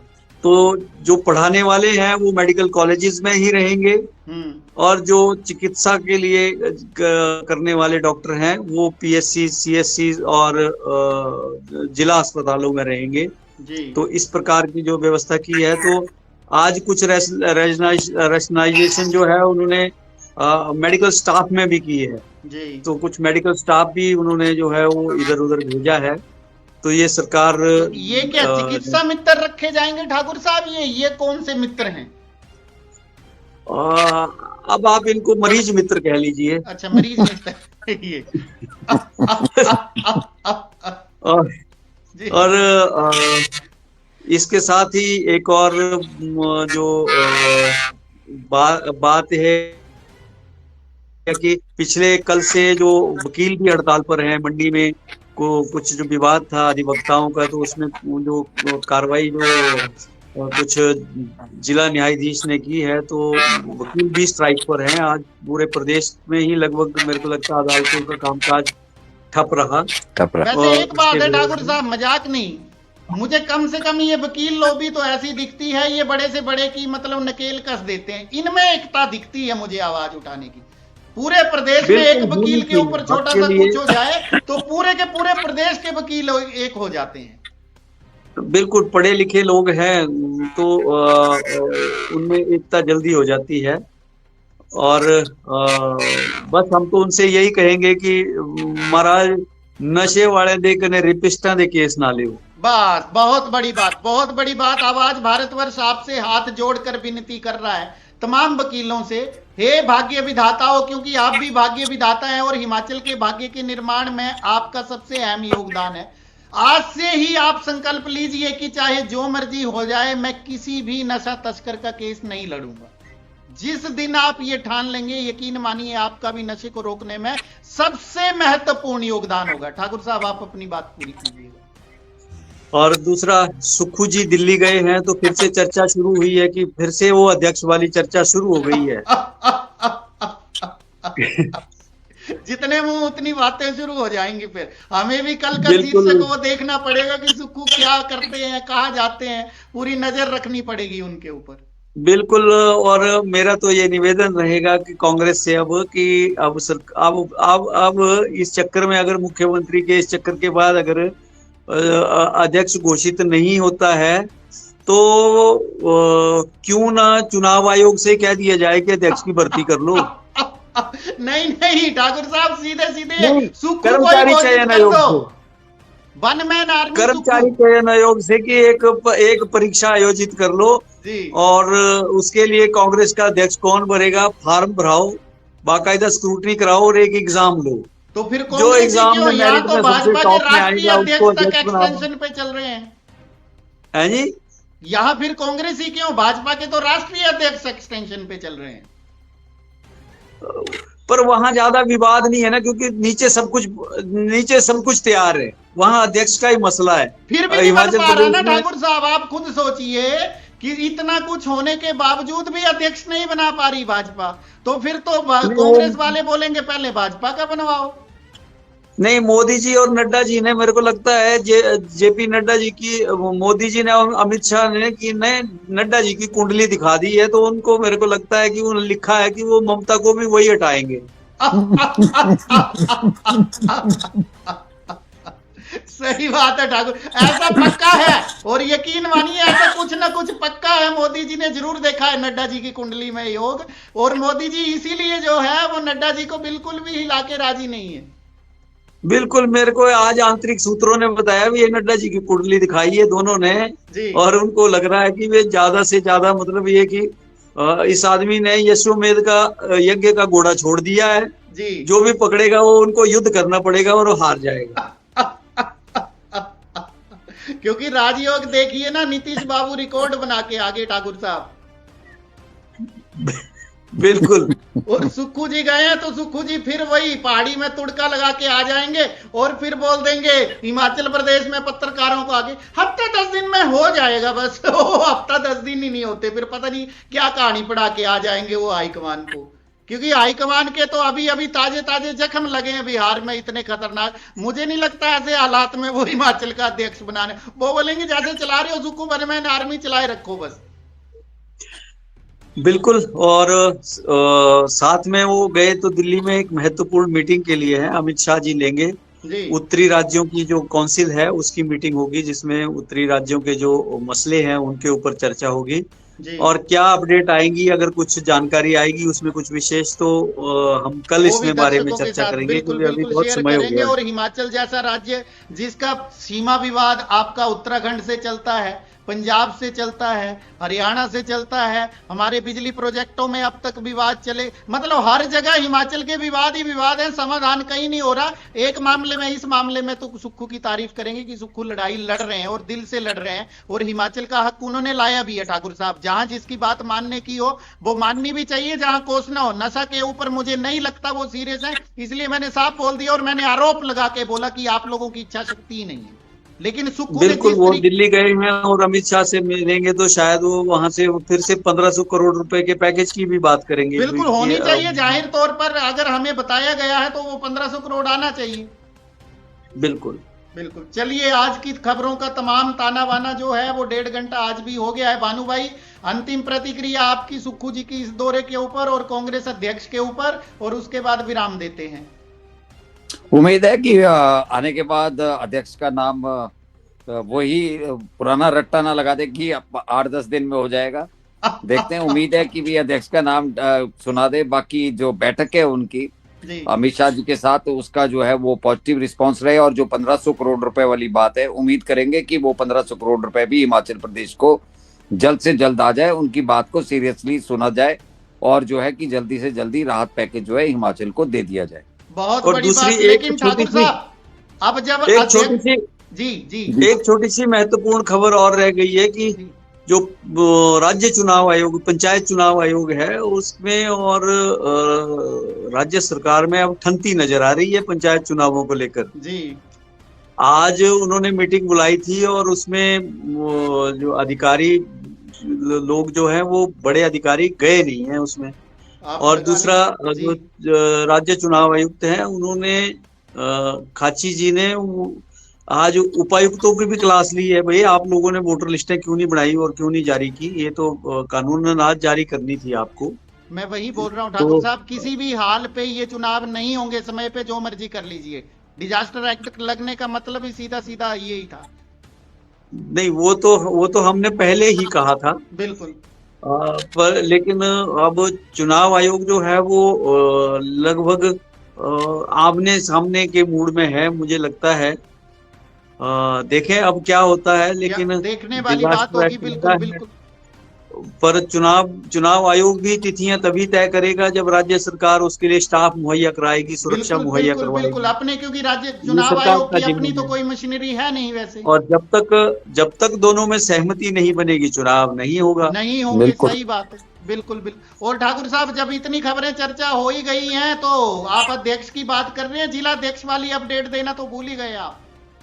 कांग्रेस के जिला अध्यक्ष भी पार्टी ने, जो कांग्रेस पार्टी ने है, वो गुटबाजी से जो है वो हिमाचल प्रदेश में बढ़ती गुटबाजी से उनको थोड़ी सी चिंता हुई है, तो जिलों के अध्यक्ष नियुक्त करने के लिए पर्यवेक्षक की घोषणा कर दी है। और वो पर्यवेक्षक जो है वो भी बस वही शुरू है कि आज आ जाएंगे, कल आ जाएंगे जी। तो उनका भी कल पता नहीं कब आएगा, और कांग्रेस को नए जिलाध्यक्ष जो हैं उसको चुनने की जो प्रक्रिया है वो शुरू करेंगे फील्ड में। और सबसे बड़ी बात ठाकुर साहब, ये जिलाध्यक्षों के पर्यवेक्षक जो हैं ये टीम राहुल गांधी के बंदे हैं। ये स्टेट गवर्नमेंट का किसी में कुछ नहीं इन्वॉल्वमेंट नहीं है। ये खुद ही जाएंगे, सर्वे अपने हिसाब से करेंगे और अपने हिसाब से आगे रिपोर्ट देंगे राहुल गांधी को। बिल्कुल। भानु भाई, अब लगी है कांग्रेस की राहुल कांग्रेस बनने, आप किस तरीके से देख रहे हैं इस खबर को? चलो, हमें तो इंतजार था, हमें उम्मीद भी थी कि ये जल्दी होगा, लेकिन चलो देर आए दुरुस्त आए। उम्मीद है कि इनके पर्यवेक्षक जो है वो भी समय से आ जाए, वो भी कहीं तारीख पे तारीख ना लेते रहे, वो भी जल्दी आ जाए और ये अध्यक्षों का भी निर्णय जल्दी से हो जाए। इसका भी पर मुझे समाधान होता हुआ दिखता नहीं ठाकुर साहब। हरियाणा में क्या हुआ था आपने देख ही लिया होगा।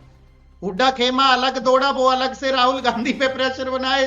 शैलजा खेमा अलग दौड़ा कि ये कौन कौन कहां भेज दिए, कहां जा रहे हैं, किसी का कुछ पता ही नहीं है। और वहां उनके जिला दे, आप यकीन मानिए हरियाणा में तो उनको इतना डराया वहां के नेताओं ने कि आधे से ज्यादा फील्ड पे जाना ही छोड़ गए। क्योंकि हरियाणा में आपको पता ही है बोलनी वैसी है, कुल मिला के दिल चाहे उसमें मैल कोई नहीं होगा, लेकिन बात ऐसी करेंगे जैसे लगेगा कि लठ मार दिया कुछ जगह ऐसे। तो वहां के पर्यवेक्षकों ने जब देखा, क्योंकि स्थानीय नेता को आपने, राहुल गांधी का वहां निर्देश है कि स्थानीय नेता से आप संपर्क नहीं करेंगे, आप सिर्फ कार्यकर्ताओं से फीडबैक लेंगे। अब बिना स्थानीय नेता के आप हरियाणा के गांव में घुस के जरा कांग्रेस का सर्वे करके बता दो। किसी ताऊ के पास फंस गए जो कांग्रेस समर्थक हुआ, वो तो पहले गांधी फैमिली को गिराएगा, फिर हुड्डा को गिराएगा, फिर शैलजा को गिराएगा, फिर बोलेगा कि आपस में लड़े हैं इसलिए इन्होंने सरकार गवाई। और इतने बुरे हाल से कि उस बंदे को छोड़ेगा ही नहीं, ना घर का ना घाट का। तो कहीं हिमाचल में भी ऐसे हालात ना हो जाए। मैं तो वही कह रहा हूँ कि पता नहीं कांग्रेस का थिंक टैंक जो है पता नहीं शीर्षासन करके कैसे सोच रहा है। बिल्कुल। और जो भी सोच रहा है उसका उल्टा हो जाता है। उल्टा हो रहा है, बिल्कुल बिल्कुल बिल्कुल। और यही कारण है कि ये जो 5-6 राज्यों में जितनों में चुनाव हुए इस साल जी, तो कांग्रेस के अभी तक विधायकों की सेंचुरी पूरी नहीं हुई है। भाई क्या बोले ठाकुर साहब, आप सनातन को कोसोगे, आप मुस्लिम तुष्टीकरण में इतना डूब जाओगे कि आपको अच्छा बुरा दिखना ही बंद हो जाएगा। तो इस देश में फिर तो क्या है ना, फिर आप सीधी तौर पर ध्रुवीकरण दोनों तरफ होता है फिर। बिल्कुल। हिमाचल में भी इसकी बानगी दिखने लगी है। हिमाचल में भी आप देखेंगे कि वहां पे जो चंबा में क्या हो रहा है, वहां 15 लोगों को अरेस्ट किया गया है और हिमाचल अशांत होने लगा है। बिल्कुल। और इधर जो संजौली विवाद वाला मामला वो सुनने में आया, महिलाओं के ऊपर ही FIR वहां पर भी FIR हुई है। तो कुल मिलाकर जो है वो अच्छा संदेश नहीं है हिमाचल के लिए। ये सारी चीजें हैं हिमाचल के लिए ठीक नहीं है।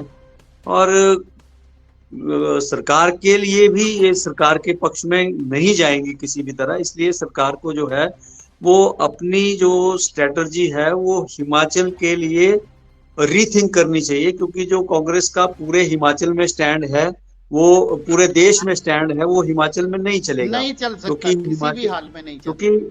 क्योंकि हिमाचल में जो है वो मुस्लिम आबादी बहुत कम है। बिल्कुल। और नगण्य है। और जिस तरह से पिछले दिनों से जो घटनाएं घटित हो रही हैं, तो उसमें जो कांग्रेस का परंपरागत वोट बैंक है वो भी जो इस प्रकार से ये गतिविधियां बाहर से आए हुए मुसलमानों की बढ़ी हैं। हिमाचल प्रदेश में तो बहुत कम है, लेकिन जो बाहरी लोग जो आए हैं यहाँ पर जिस प्रकार से वातावरण खराब कर रहे हैं, उससे उस वोट बैंक में भी पार्टी के प्रति कहीं ना कहीं निराशा है। अगर पार्टी ने ये अपना स्टैंड नहीं बदला और इस बारे में नहीं सोचा गंभीरता से, तो मुझे लगता है कि कहीं उसमें भी शरण ना शुरू हो जाए। बिल्कुल। और ऊपर से ठाकुर साहब एक चीज बताइए, जिस मस्जिद को इलीगल ठहराया जा चुका है वहां पे बाकायदा उसी तरीके से नमाज चल रही है, और महिलाएं जब रोक रही हैं तो उन्हीं महिलाओं के अगेंस्ट आप FIR दर्ज कर रहे हो। आप संदेश क्या देना चाह रहे हो हिमाचल प्रदेश के लोगों को? क्या हिमाचल तो ये विवाद तो जी ये विवाद तो मुकेश जी कई कई दिनों से चल रहा था, कई दिनों से भी रोक रही थी, और महिलाओं ने कोई बदतमीजी नहीं करी है। उन्होंने बड़े प्यार से कहा है कि जब ये अवैध डिक्लेयर हो गया, आप लोगों को सबको इसके बारे में पता है, तो अब यहाँ पर मत जाइए, ये अवैध है, अवैध का मतलब अवैध होता है। बिल्कुल उसके बाद भी कार्रवाई हो जाना, ये मतलब कोई अच्छा संदेश नहीं है हिमाचल प्रदेश के लिए। इसकी इसलिए बिल्कुल सही कहा है कि इन मामलों को गंभीरता से लेना चाहिए, क्योंकि जैसे जो चंबा में हुआ, चंबा में 15 लोगों को हिरासत में ले लिया। जी अगर भाई तो ये जो आउटसाइडर्स बॉम्बडन्स आ रहे हैं, इनकी तो जो है हौसले जो है दिन ब दिन जो है बुलंद होते चले जाएंगे, बिल्कुल और ये बहुत बड़ी किसी घटना को अंजाम दे देंगे किसी दिन। अभी तो छुटपुट लड़ाइयों की बातें सामने आ रही है, किसी दिन ये बहुत बड़ा कोई हादसे में तब्दील हो जाएगा। बिल्कुल। और हिंदू हृदय सम्राट हमारे भाजपा वाले नेता क्या कर रहे हैं इन दोनों मुद्दों के ऊपर? वो भी बड़े शांत है, बड़े शांत दही होकर जमाए चल रहे बैठे हैं, हैं। चुपचाप बैठे हैं, घर पे बैठे हैं। उनकी क्या उसमें- मजबूरी है? उनका तो वोट बैंक ही हिंदू मुसलमान करके चलता है। उसमें भी दिक्कत ये है कि ये जो मस्जिद का निर्माण हुआ है उसके लिए शायद पैसा ही जयराम सरकार के समय में मिला है। तो बिल्कुल, माफी मांग बिल्कुल। लो ना, सरकारी दिक्कत खजाने क्या से है मिला। उसमें की गलती हो गई हमसे? मुकेश जी, गलती माने कौन? गलती मानने के लिए बहुत बड़ा दिल लगता है, वो कहां से लाऊं? मजबूरी बस वही वाली है हिसाब है ना ठाकुर साहब, क्योंकि कारण क्या है कि अगर आपने गलती कर दी है और इलीगल है, सीधा मामला तो यही है भानु भाई, मैं सोचता हूं कानून को कानून के हिसाब से, इसमें तो हिंदू मुसलमान होना ही नहीं चाहिए था। इलीगल बिल्डिंग है, गिरा दो ना, दिक्कत क्या है उसमें? कई महिलाओं की बात पे दम था, उन्होंने कहा कि आप तो इनको समय दे रहे हैं कि वो अगली अदालत में चले मैं जाएं। वही बोल रहा हूँ, और जानबूझ के एक लटकाया और जा बात। रहा है मामला। एक और बात मैं बताना भूल गया जी कि आज हाई कोर्ट ने जी जो अवैध कब्जे हटाने के लिए डेट फिक्स की है 26 फरवरी जी 2026, जी उस पर कितनी प्रोग्रेस हुई है उन कब्जों को हटाने में, उसके लिए हाई कोर्ट ने प्रदेश सरकार के सक्षम अधिकारियों से जवाब तलबी की है। जी बिल्कुल, रिपोर्ट मांगी है उनसे। तो ये मामला तो हाई कोर्ट ने ही स्वयं कह दिया है कि अवैध है।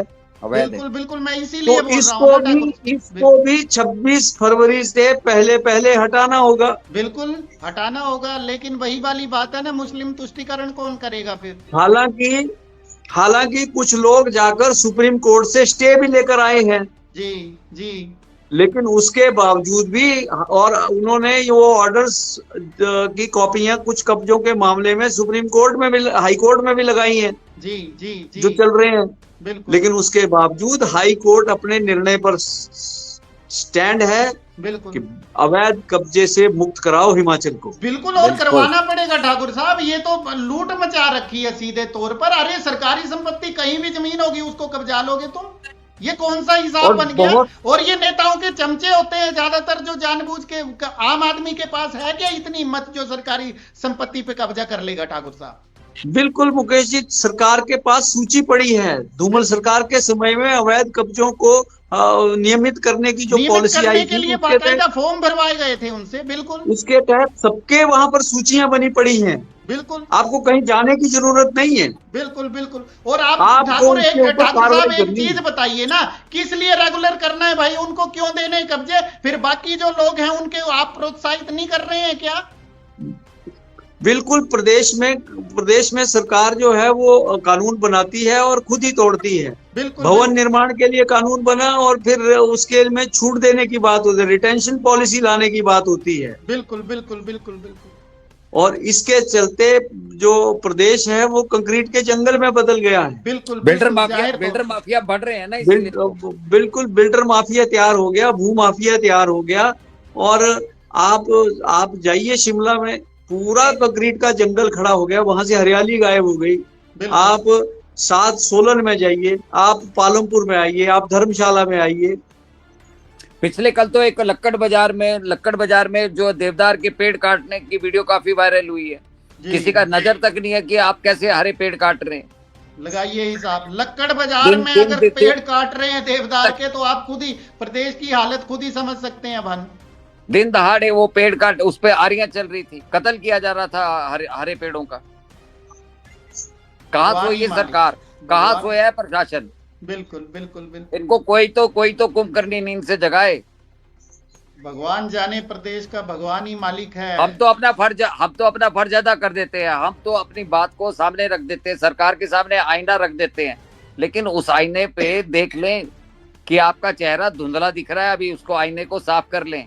बिल्कुल नहीं भानु, दुर्भाग्य तो यही है ना, हमने जब वो मैं तो बैंक का नाम भी नहीं लेना चाहूंगा, जब वो एपिसोड की कैसी कैसी धमकियां कैसे कैसे घुमा फिरा के हमें दे दी गई थी, उसके बाद जब मेरी एक बार सबको पता है चंडी मेरे अंदर घुसती है तो फिर मैं कैसे बैंड बजाता हूँ। उसके बाद तो खैर घुस गए वो सारे के सारे बिल में, लेकिन नहीं ये उसमें तो अभी और भी बहुत सारी खुलासे करेंगे, वो उसमें और जल्दी एक कागजात एपिसोड लगे करने हैं। जा रहे हैं हम, क्योंकि वो वकील साहब जो हैं वो नए तथ्यों के साथ और आने की बात कर रहे हैं। मैंने थोड़ा समय बिल्कुल। उनको रुकने के लिए बोला है, लेकिन कुल मैंने भी मिला बोला के है उनको। हालात तो इन पॉलिटिशियन ने और इनके चमचों ने ठाकुर साहब पूरे प्रदेश को खा छोड़ा, कुल मिला के साफ तौर पर मैं बोल रहा हूँ। नहीं, कल जब मैं वो आरियां चलते हुए देख रहा था देवदार के पेड़ के ऊपर, बहुत ऐसे लग रहा था कि छाती पे आरी चल रही है। बिल्कुल बिल्कुल, जाहिर तौर पर हिमाचल को इस तरीके से बर्बाद करने में पता नहीं क्या किन लोगों को क्या भगवान सद्बुद्धि दे, इसके अलावा तो मेरे पास क्या शब्द भी नहीं ये बचते। इतनी बड़ी आपदा से भी सबक नहीं लिया है?